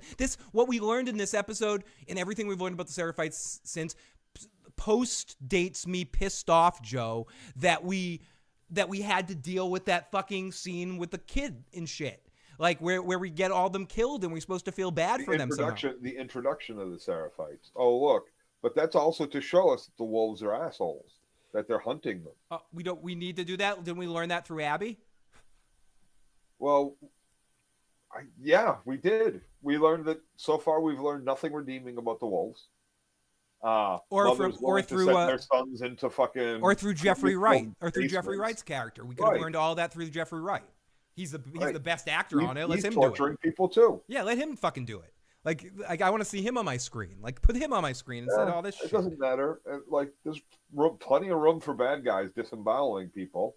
Yeah. Apparently, he is doing it. He didn't disembowel someone, but like he got somebody nude, chained to a cold. Oh no, he did. Floor he eventually and burned did someone, and then shot him in the head or whatever. Like he's not much different than hanging him up and fucking and like. Letting someone pull him up by his neck while he's being just like sliced from the fucking chest. Yeah, I mean down. he did kind of knife the back of the head in there. Okay, right? so like either way, it's the same fucking shit. They're both fucking psychotic fucking groups of people doing psychotic shit to each other because that's how people behave in war. The amazing KP is in the live motherfucking chat tonight. Welcome, KP. We love you, buddy. It's great to see you. And let's continue here. So they're doing some like torture ritual of some sort. And it's, the typical torture ritual session, We hear the whistle, and right on the whistle cue, from out back, from a perfect shot, we get Legolas shooting Dina right in the leg with an arrow. Great shot. I mean, I don't know if he was shooting to kill, but it was a great shot right into the meat of her leg. And then Ellie decides to sort of be like, Jesse, get her the fuck out of here. And I'll draw them in a different direction. I kind of yada-yada'd this, what was going on. And Jesse and Dina run in a different direction. And Ellie sort of does her own thing and sees something and runs. She sees the hospital in the distance. And she decides to complete the mission herself. She scales the fence or she finds her way over there. The hospital, some dog might have got her scent, but he's a good boy. But they don't, as Joe mentioned, they didn't want us killing any dogs. So the dog just conveniently kind of misses her in the right situation. And Ellie finds a hole that she scurries through. In the worst guard in the history of guards is like, I don't think a human can fit. You hide in the tall grass a lot in the game. Tall grass hiding is a thing. I'm not talking about the tall grass or the tree hiding. I'm talking about when the dog's trailing her into the hole and the guard goes, it's a varmint. It's a critter. Like no human could fit through there. Like, give me a break.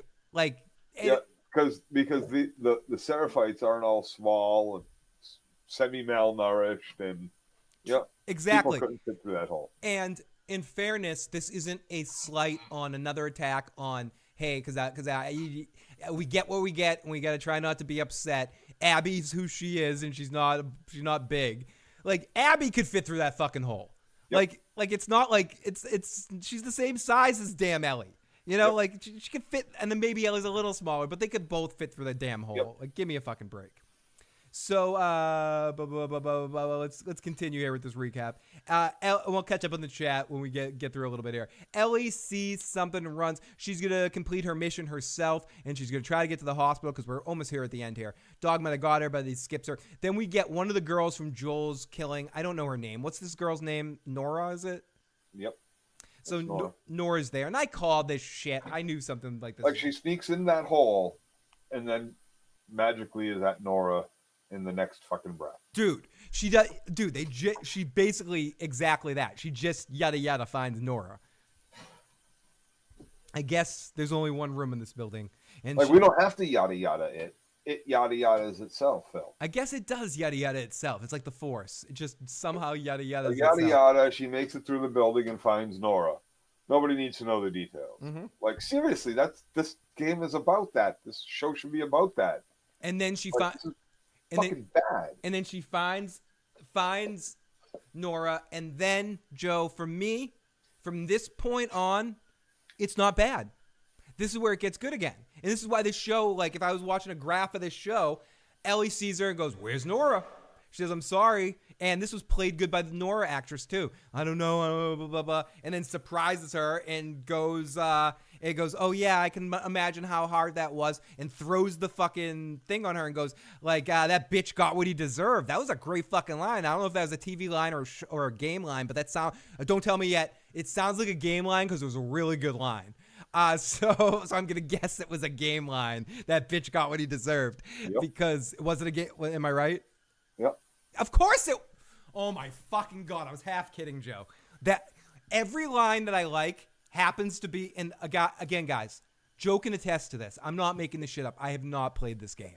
I have not fucking played this game. He's been trying to get me to play this game for years. I've not played this game, either game, especially not the second one. I did not know that she actually says that in the game, and that was the best line of it. Like all of this is awesome. Was this pretty spot I'm not on? positive, but I'm going to say yes, just because I like how happy you got. Okay, thank you. So I'm going to continue with that answer, but if I'm being super honest, I don't know if that's the exact line, but she absolutely does this. She says she kind of tries to talk her way out of it, and then she's like, "Fuck you." Right. You know, It's the I same. know what's about to happen, so It might not be verbatim, but it's the same sort Yes. of vibe. So like, Yes. so the I reason want to say it is verbatim because it is, again, there's no need to change it, because and it's a moment that you're going to know as a game player, especially if you've played it recently. So it's an intense moment, and it leads to this chase down into the fucking basement of an intense fucking gameplay. yeah, and you would say that this part is pretty genuine to the game, that they captured this part pretty well for you, or not? Yes. Yes. So again, we're gonna talk about it. We're almost towards the end of the episode here, and this all happens with the spores too. Like she wanders into like the basement with the spores, and that all happens in the game as well. And Ellie's like walking through there, like, this shit doesn't affect me. Yeah, you get to that. It doesn't affect you. You don't give a shit. And Bronze in the live chat says it is. People in the live chat saying it's definitely it is part of the game. It's the line in the game. So And I actually didn't like that she went down the path to the hospital either. Just abandoned her friend and Jesse, and knowing Tommy's out there too, and that there could be more of them. She's just like, fuck it. I'm going, like, taking my chances that way. Where's Abby? And she turns into fucking Jack Bauer in this scene. And she sneaks and she runs after her. And this was the one part of the scene that was a little, that I guess all the wolves are just stormtrooper shooting. She like runs past all these guys that are shooting her. She's just running past. And Ellie's like, "You're going to die, Nora." But I found this scene too entertaining and like also comical in a fun way, but like intense comical. Like Ellie was just like fucking with her. Like, "I'm going to get to you. Like, I don't like, nothing's going to stop me. You are fucked here. You are fucked." And it played really like intense, dark energy, like hilarious, like just fun. I thought this was just really well done. And she comes after her, she climbs down and everything, and they finally gets into the spores thing. And I don't know how this looks in the game. Again, this is the part that pisses me off. Again, Joe, the way they make the spores look and everything doesn't seem like it would have been tough to do. It seems like they just didn't do it because they didn't want to cover Pedro's face. Or, yeah. either that. I don't know why they didn't do it, but the bullshit reasons they've given were bullshit. It's a lot of bullshit. They've now gone and done it. Yeah. But it was it's a glaring kick in the fucking teeth.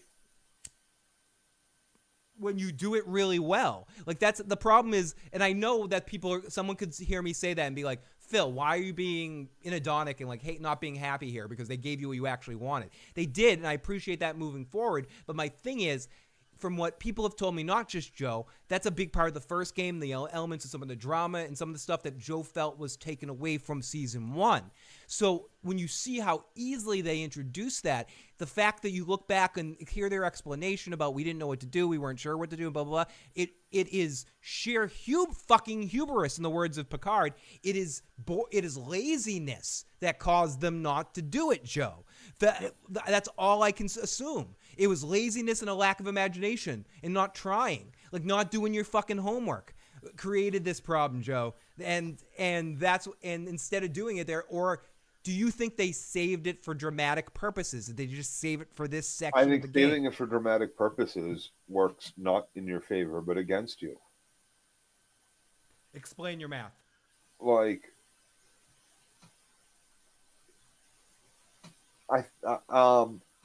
you expect it to be like, I feel like they expect it to be this nostalgic thing for people who have played the game.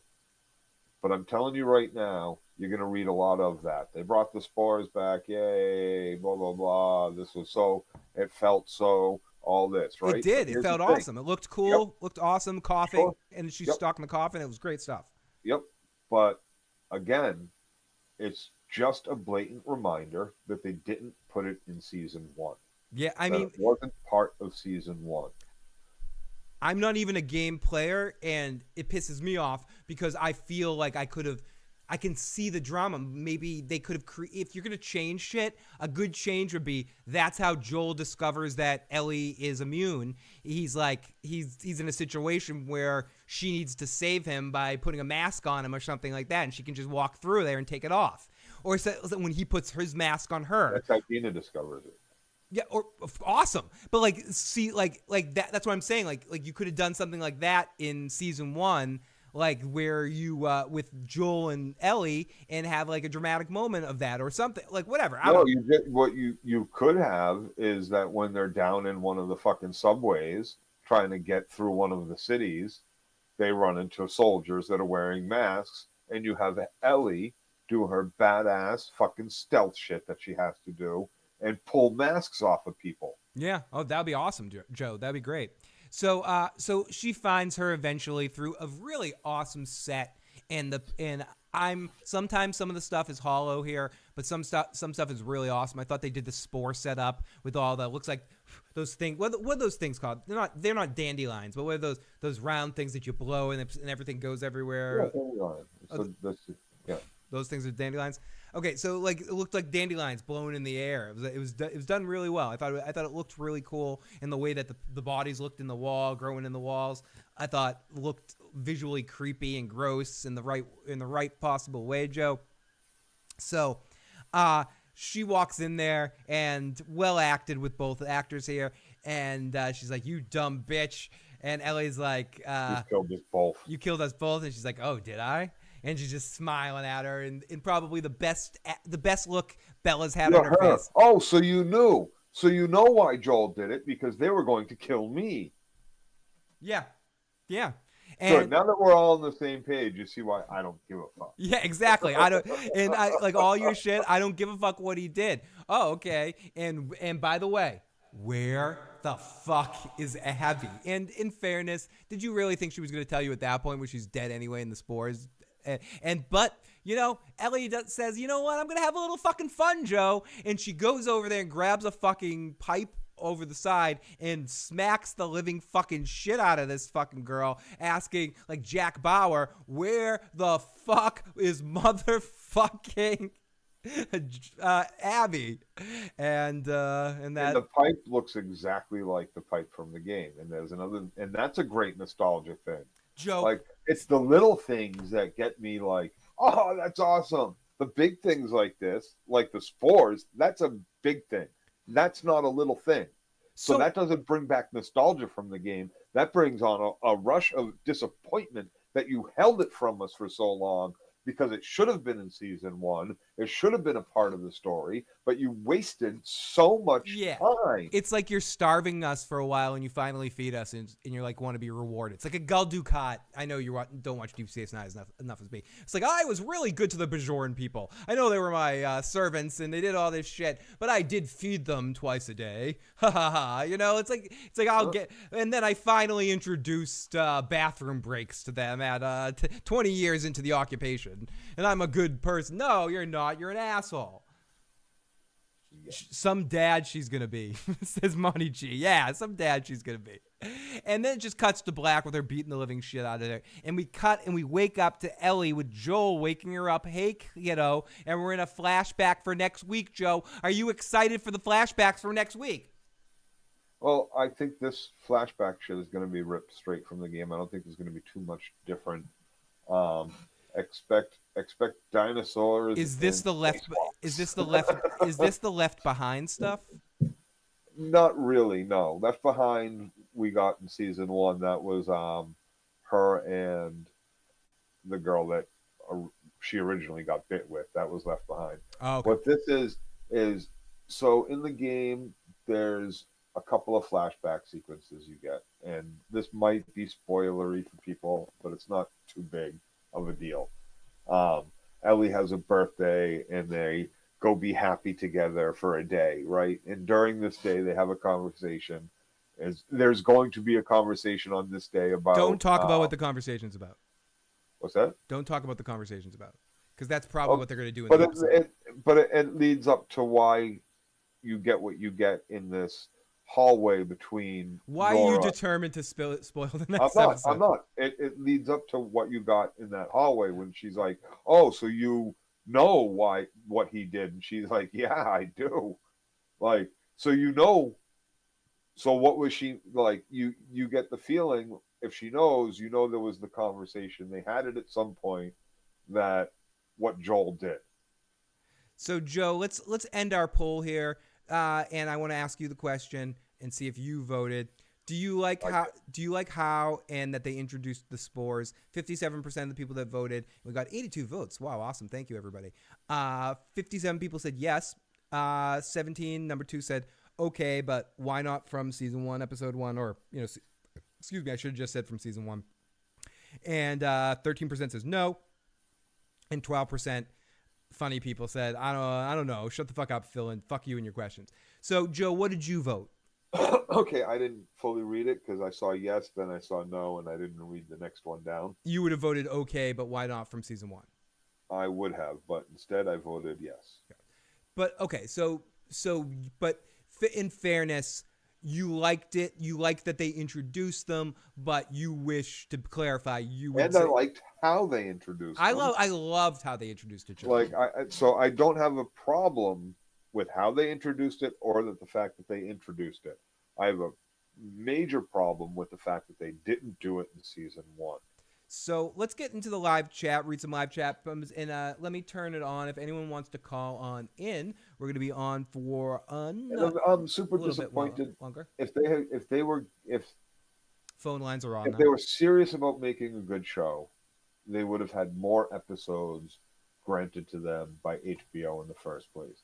The sheer fact that Druckmann said yes to these short fucking season episodes and didn't get some sort of written deal for, I'll do it, but I want 15 episode seasons, period. That's what I need. That's what it needs. And if you give me at least one 15 episode season to tell the first game, you'll automatically renew me for season 2. Like, I don't have to worry about season 2, but you gave me 10, and now we got to worry. We don't know if we're going to get a season 3. Like, are you kidding me?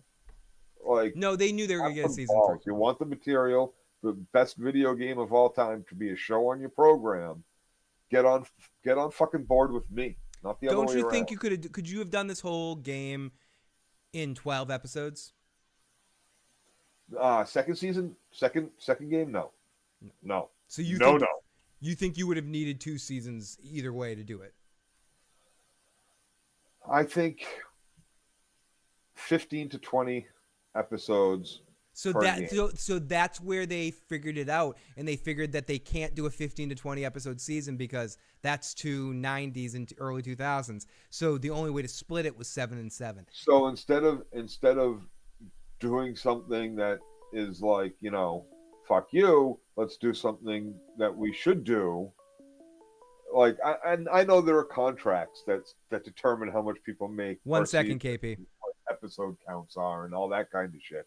I know there's those kind of contracts. That's why there was that writer's strike 2 writer's strikes ago, was because they were like, you put us on for 20 episodes, and then you tell us we can't write anything else. We got to be back, and so we can't take a second job. And so they were like, okay, go have a second job. 10 episodes now. I'm going to pay you half as much. And then they had to negotiate over what the half as much was actually going to be. So it actually ended up being 60% for 10 episodes, but you can go get 2 jobs now. And so everything, so the consumer, we got fucking hurt because of the greed of the studios not wanting to pay the fucking writers to do full, complete fucking stories of 20 episode seasons. And yes, a lot of shit doesn't need to be. Like LA Law, 20 episodes single, no actual story, just keeps going and fucking going. New fucking crime episode of the week, new fucking killer, new fucking murder, whatever. That's fine. That doesn't matter about the episode count, but somehow that still gets fucking 20 episode fucking count. But shows that need it to tell the story correctly do not get And we have to wait 3 years for these fucking correct between the two and stuff like that. KP, call right back. I don't know if we got disconnected from you. Watch your mouth, Joe Dirty Luck. Super Mario Bros. 2 is the greatest remake. We got Tom P with the $9.99 super chat. Toast to you, buddy. Toast to you. Thank you so much for that. And KP, please call back, my friend, if you can. Okay, Pong is the greatest video game ever made. No, it isn't. Pac-Man is. No, Pong is. Fuck that. Why? Pong led to it all. Pong brought it into your house. So you're saying Pong brought it into your house. So you're saying the first is always the best? That's ridiculous. Listen, That's ridiculous. Pong brought it into your house. Are you saying the first you'd rather turned the fucking world on? Look what Pong did. Look what Pong did. Okay. Look what Pong did. Just because it did that doesn't mean it's the best. It means it's the most foundation starting. Doesn't mean it's the best. So here's the thing. Why isn't Why isn't the Honeymooners and I Love Lucy the best comedies of all time? Hey, and that's why you can't say any of these other games are the best. That's why The Last of Us is the best. The Last of Us. Because you can't say any of these other fucking games are the best. Because either they're fucking too old, or don't have the this, or don't have the that, or whatever. If Pong is in it, then it's The Last of Us. Period. It's your Joe's pick. right. It's your pick. No, it's the pick. It's your pick.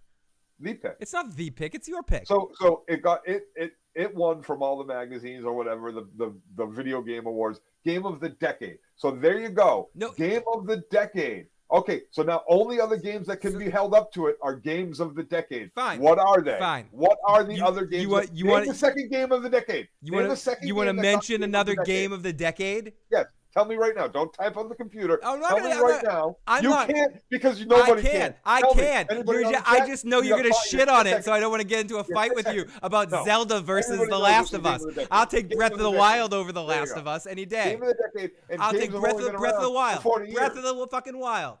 Game of the decade. Breath of the Games Wild. have only been around for 40 years. Breath of the Wild. Zelda. Every That's not a game of the generation. decade. No. Yes, it is. No. Those are- Arkham City Eh, is a better than Last of no, Us. that's a great Batman game. It's fucking you can't awesome. say that because you haven't played The Last of Us. Fair enough. Horizon Zero Dawn is better. Is too much. Is a poor man's World of Warcraft. which is actually, if I'm being very honest, that might be the best video game ever made. KOTOR 1 is maybe my. PvP I'm actually server, though. I'm actually replaying KOTOR 1 right now, Tim. Actually, I've got it for the Switch, and it's definitely one of my favorite games of all time as well. Ugh. Never take Horizon Zero Dawn. I'll never take anything over Zelda. I just know Joe shits on Zelda games, so he doesn't realize the amazingness of Zelda.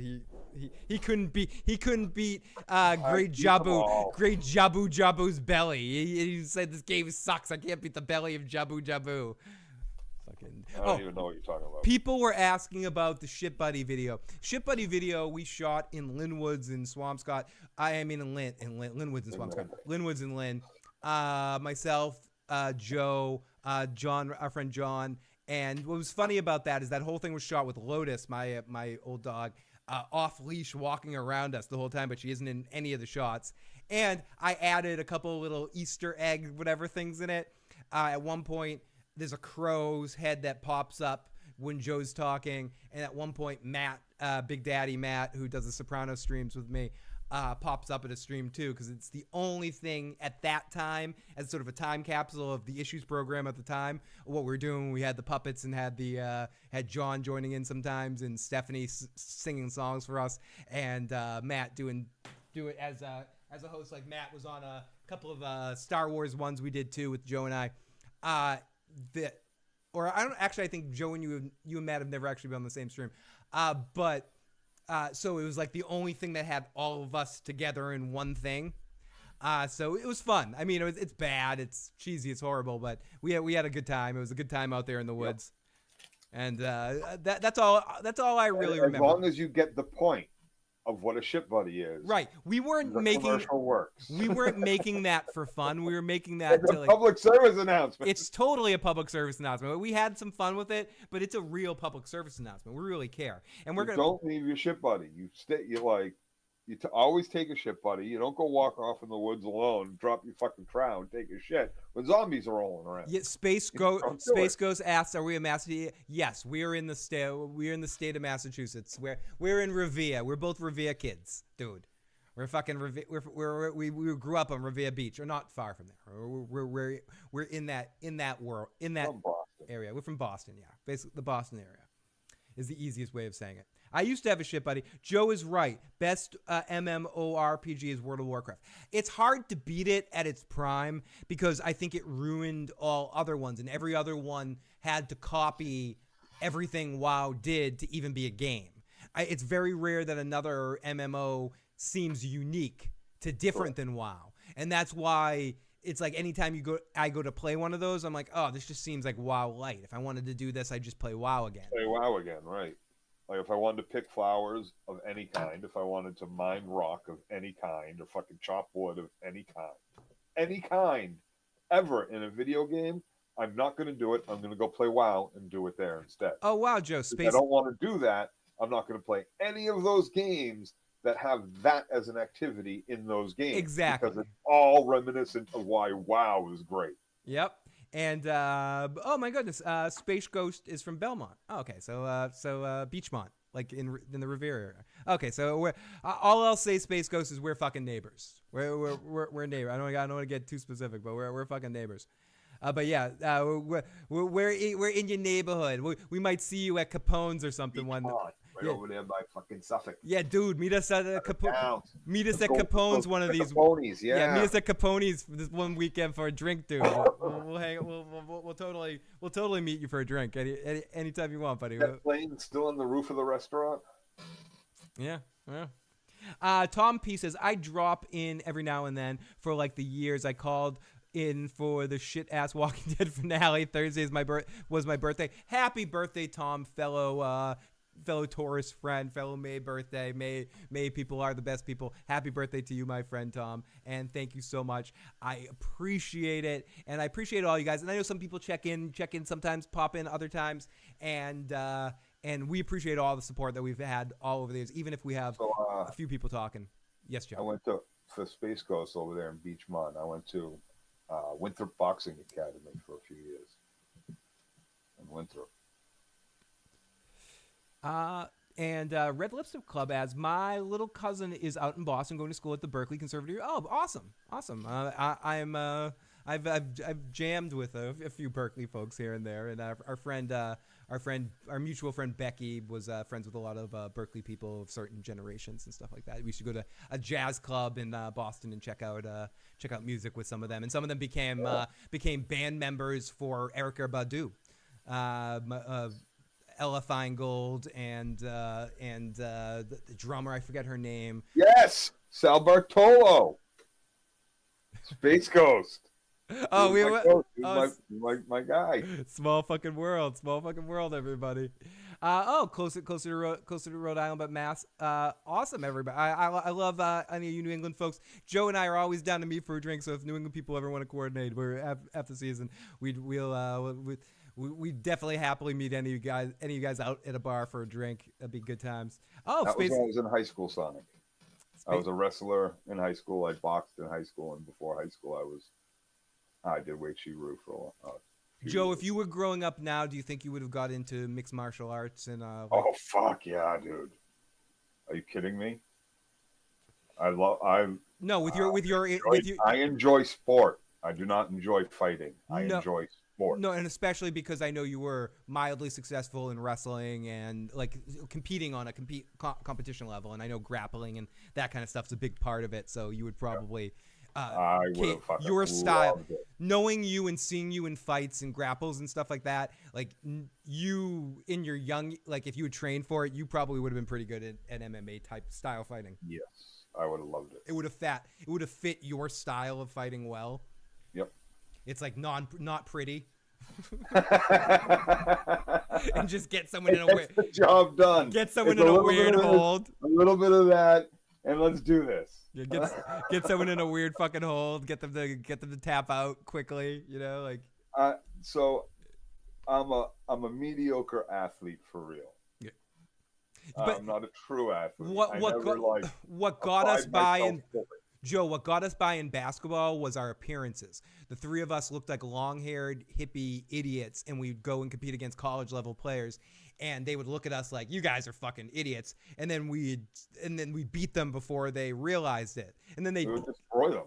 yeah, we'd destroy them, and they would be surprised, and they'd be dudes that were taller than us, more athletic than us, and it was like Joe had his hair like Bart Simpson. It was like straight up. He didn't have dreads at the time. He put like straightener in his hair, and it like went up vertical, and I looked similar, except my beard was not white, and our friend Nick had very long hair as well, and looked Looked very like Kurt Cobain. looked like Kurt Looked like Cobain. a small Kurt Cobain. Yeah, because he had dyed his hair blonde and stuff like that. And we walk into like college basketball gyms and stuff and be like, hey guys, can we get a 3-on-3? And they'd be like, hey, you guys? And it happened. And I'm not saying once, like we lost. Like they'd usually beat us in the second game, and then the third game would be a competition and it would go either way. But I remember winning most of the games. we'd win most of the third games, because what would happen in reality, Joe? They'd have to switch up. They'd have to figure us out. Yeah, because they'd put the best player on me first. Yep. And they put the worst player on you. And they put Yep. and then they'd switch the best player on Nick, and they go to you last.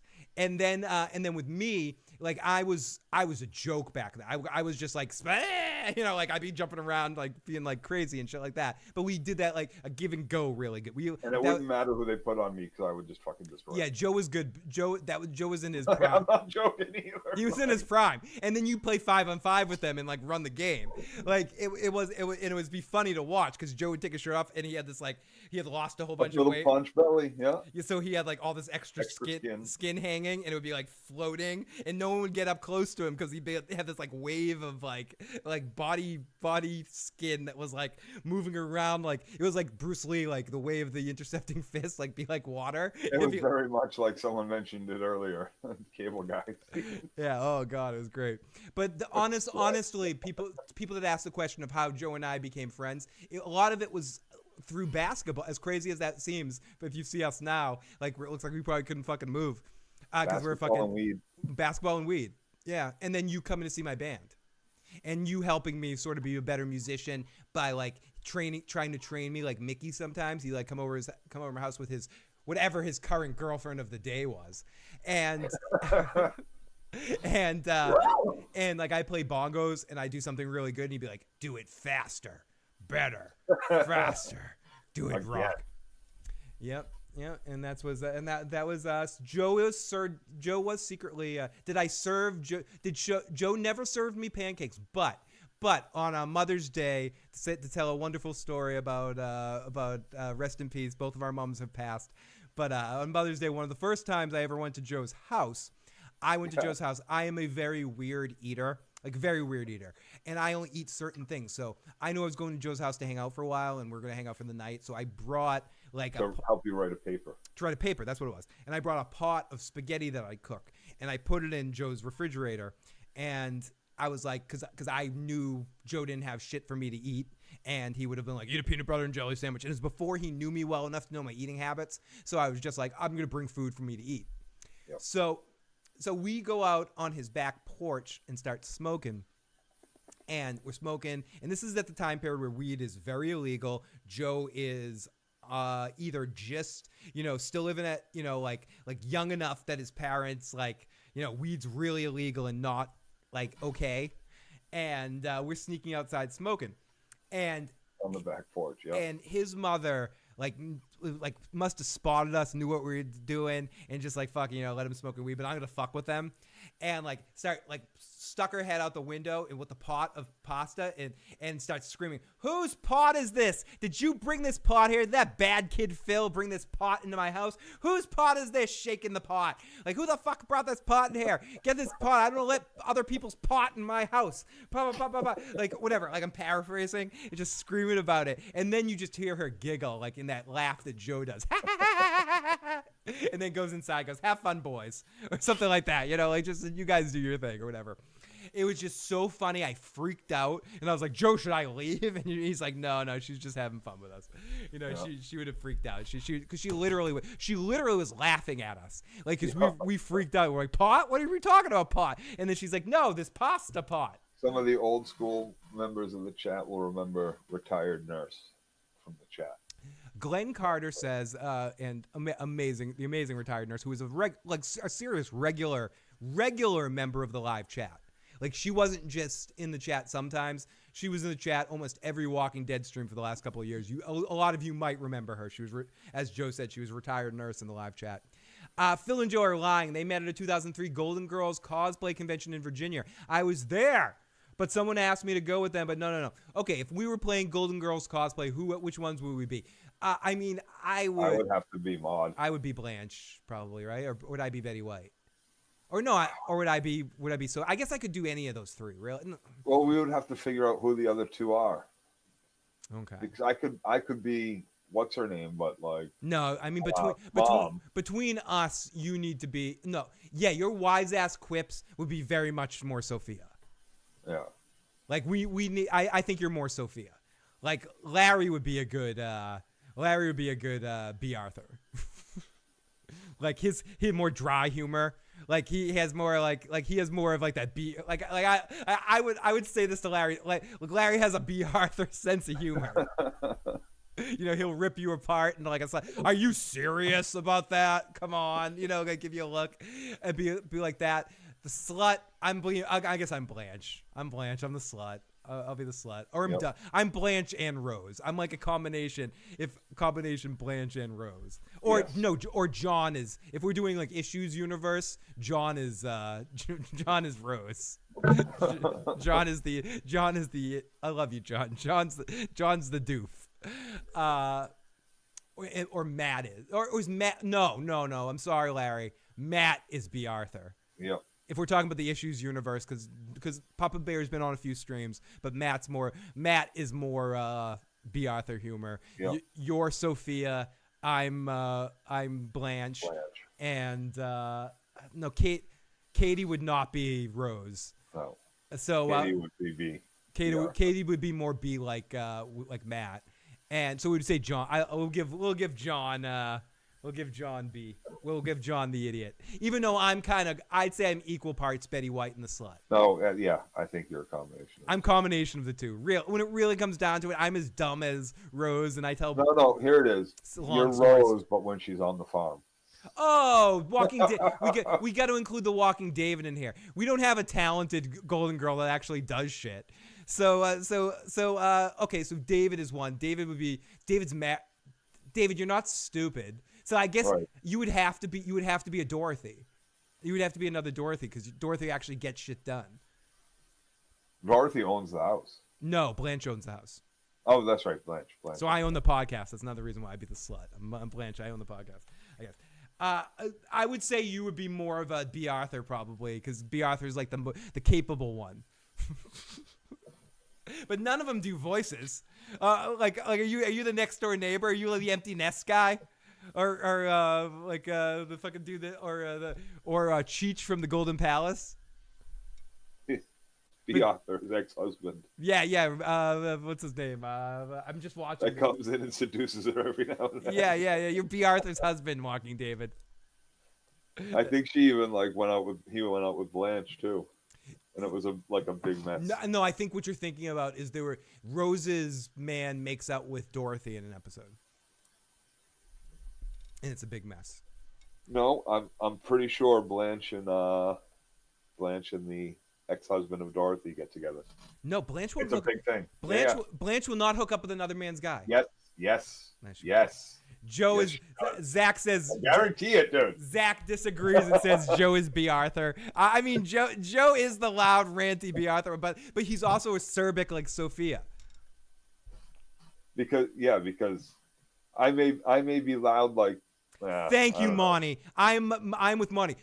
Blanche makes it a point that she does not hook up with any of her friends' men. Okay, I don't have. Oh, I do.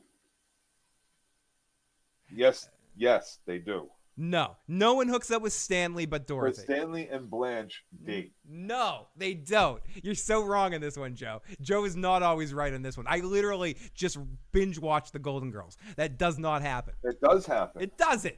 What you're thinking about is Rose's boyfriend or future whatever makes out with B. Arthur on the porch at one point. And then Dorothy and then Yes, Blanche. I'm not saying that doesn't happen. Blanche I'm not calls saying that Betty doesn't White happen. a slut, and then they find out that Betty White's character had sex with her husband 8 times a day. She says, "Oh, you're the slut. Now you become the slut." Golden Girls. It happens. Yay, I'm Tom Selleck. He got to pick up Rose. Absolutely, it does. Joe is occasionally wrong. It does happen. You're gonna make me find the fucking episode. Do it. You don't have to find it right the fuck now. No, right now. Not right now. Ladies and gentlemen, thank you so much. And you guys are sticking around. It's Yes.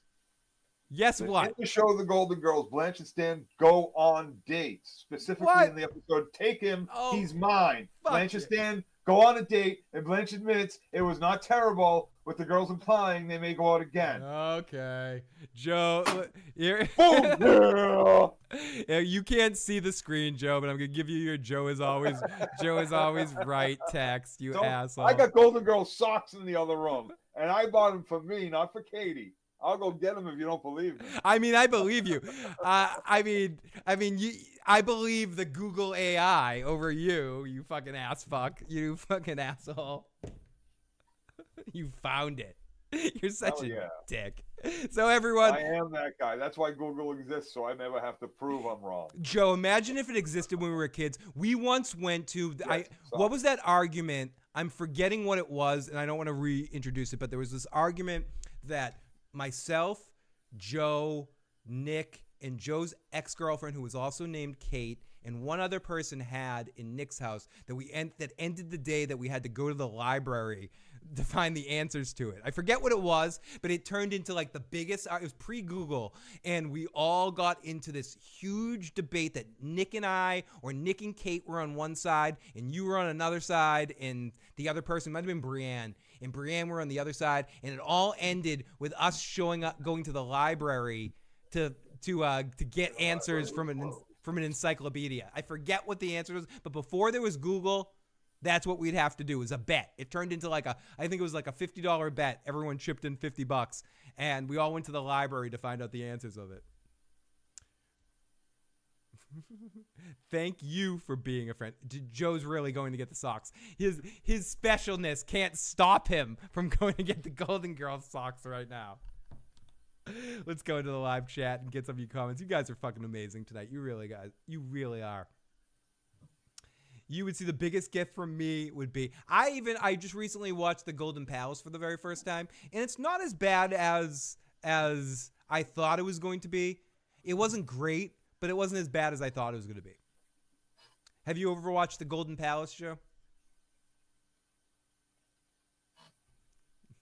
Rose. Okay. Joe, have you ever watched The Golden Palace? And Dorothy. So No. No, it's on Hulu. It's not horrible, but it's not great. It has Cheech and Don Cheadle basically replacing Dorothy. Dorothy just shows up for 2 episodes, but it's not horrible once you get past it not being Golden Girls. But before we go, because I know we're starting to run out of time, Joe probably has some food or needs to hang out with Taco Bell. hang out Drink, with drink. you always have the worst fucking fast food. I want to talk a few Yeah, not a true athlete. no, you've retired. You're retired from sports ball. Did you end up finishing Daredevil Born Again? Yes, Did you enjoy the season? loved it. Yeah, it was great. I mean, Like you said, a little slow in the middle. in the middle because they had an original showrunner that they end up replacing, and the new showrunner did the last couple of episodes and the first episode, I believe, too, which has like a different. I know he did the last couple of episodes. I think it ends crazy strong, like we're almost to a point where no spoilers here, just to a point where you're almost like, wow, they're doing this on Disney. Oh, Yep. cool! Like Exactly that. good job, Mouse. I Exactly let this out. It's like, good job. You let it out this time, Mickey. You know, like you. Well, they knew if they didn't bring it, because it comes from the Netflix shows, they were going to lose. It wouldn't be worth it. Where would you rank it? I would say it's above Daredevil Netflix season 2 for me, but not better than 1 or 3. And that's good. It's right in the mix. I would rank the seasons of Daredevil 3-1 or 1-3. It changes, then this, and then 2. You know, I think it was good. I thought Barenthal was awesome on it. I thought when he showed up, every time he showed up in the show, spoiler, the Punisher, but he's in all the fucking trailers and shit. Spoiler, this Punisher arrives. And I always feel like he's doing like an odd De Niro, like an angry De Niro. Totally. Hey, Red. What you talking about, Red? Like, I feel like he's doing. No, like, he's doing De Niro Taxi from driver. Cape or from Cape Fear. Or Cape Fear, right. Cape Fear taxi driver. Counselor, listen, Red. I fucked Rick Grimes' wife. I'm gonna fuck your girl too in my own series. Karen's gonna be mine, Red. Don't you understand? He's always with the head sideways too. She asked for a favor. I did it, Red. Listen, Red. Is there cursing in the new Daredevil? Yes, there's like I would say in the middle it gets a little Disney Plus Marvel series, but you can feel the course correction as the series is going. Yep. Like you can almost feel them like gearing it towards real Daredevil by the end. Like they're just like, oh, dudes, come on, Disney, just let us make the fucking Daredevil show we want to make, for fuck's sake, just do it. And they did. In fairness to Disney, they let them by the end. It hits hard. D'Onofrio and Charlie Cox have not missed a beat playing those roles. Everything with D'Onofrio and his wife and his girl, they handle that perfect, connecting from the previous series. Like, it connects enough to the previous stuff to make it believable. My one complaint, slight spoiler alert for the end, that because you know they're going to be in the next season, that they couldn't get Jessica and Luke for that final season, final scene. Like when they show you everyone with powers, like the army he's forming, where you know in the next season he's going to talk to Jessica and Luke at least. And maybe, are we going to see an Iron Fist sighting? Are they going to fix Iron Fist? I doubt it. I don't think Finn's showing up, but Yeah, She-Hulk season 1 was really good. Sonic. Oh, you like that shit? Season 1, I thought it was good. I liked it. It was funny. It was fun. Yeah. But this is much.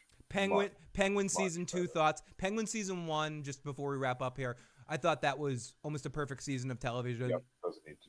And I don't know if I want to see them do more. I guess because I don't want to see them ruin it. Yeah, that was so good. Like, why can't things just be miniseries sometimes and exist as they do? And I think that existing as its own is like right up there with the Mayor of Easttown for some stuff that HBO's done of just single seasons. That's just like awesome, a single season. Let it just exist as a single. I think too much of that. That being said, I'll watch them maybe in Batman 2 they'll have an interesting storyline enough to make us want to see more of him, but I'm scared. I'm scared for more. It's like with Shogun, Joe. I'm so scared for season 2 of Shogun. Yep.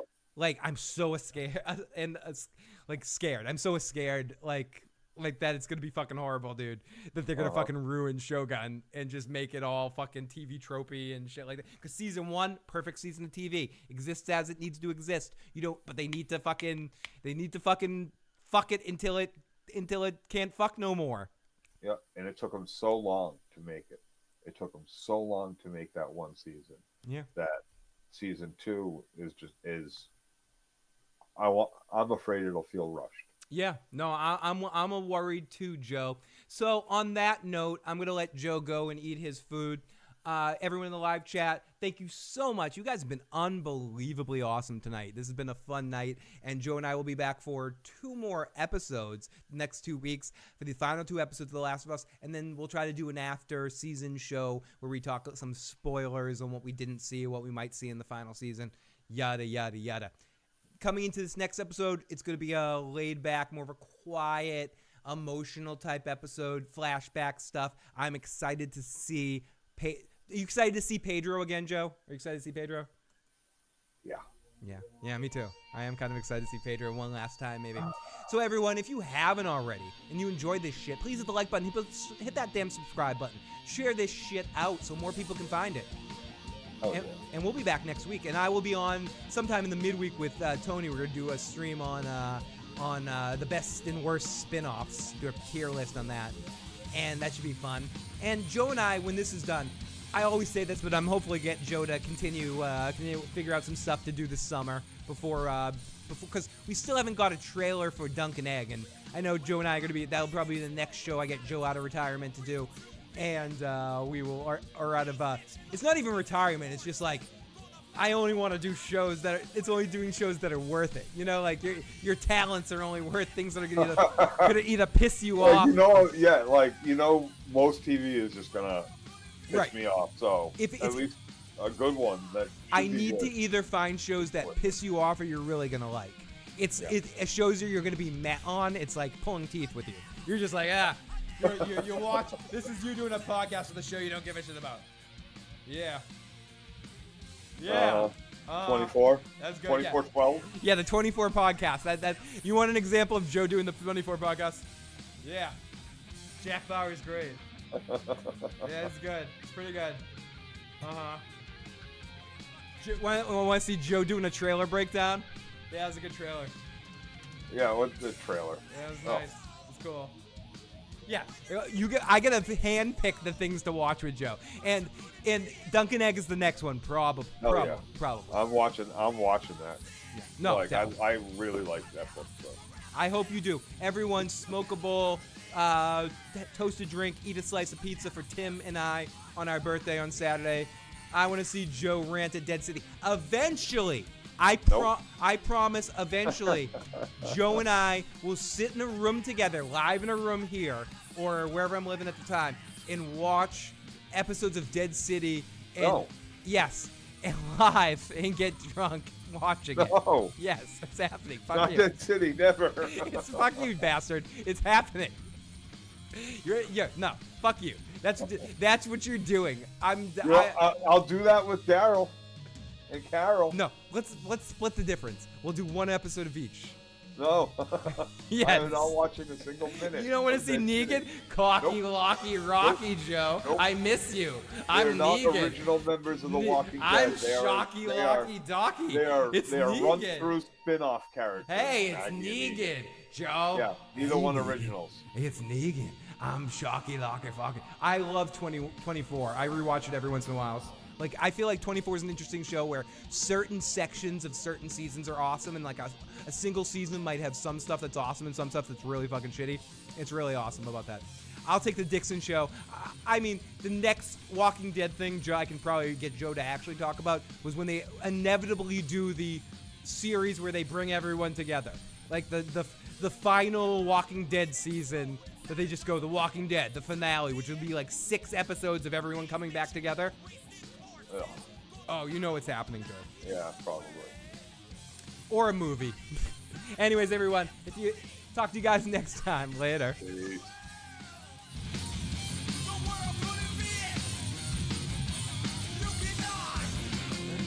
The Negan Show. They call it the Negan Show. Walking David, we love you.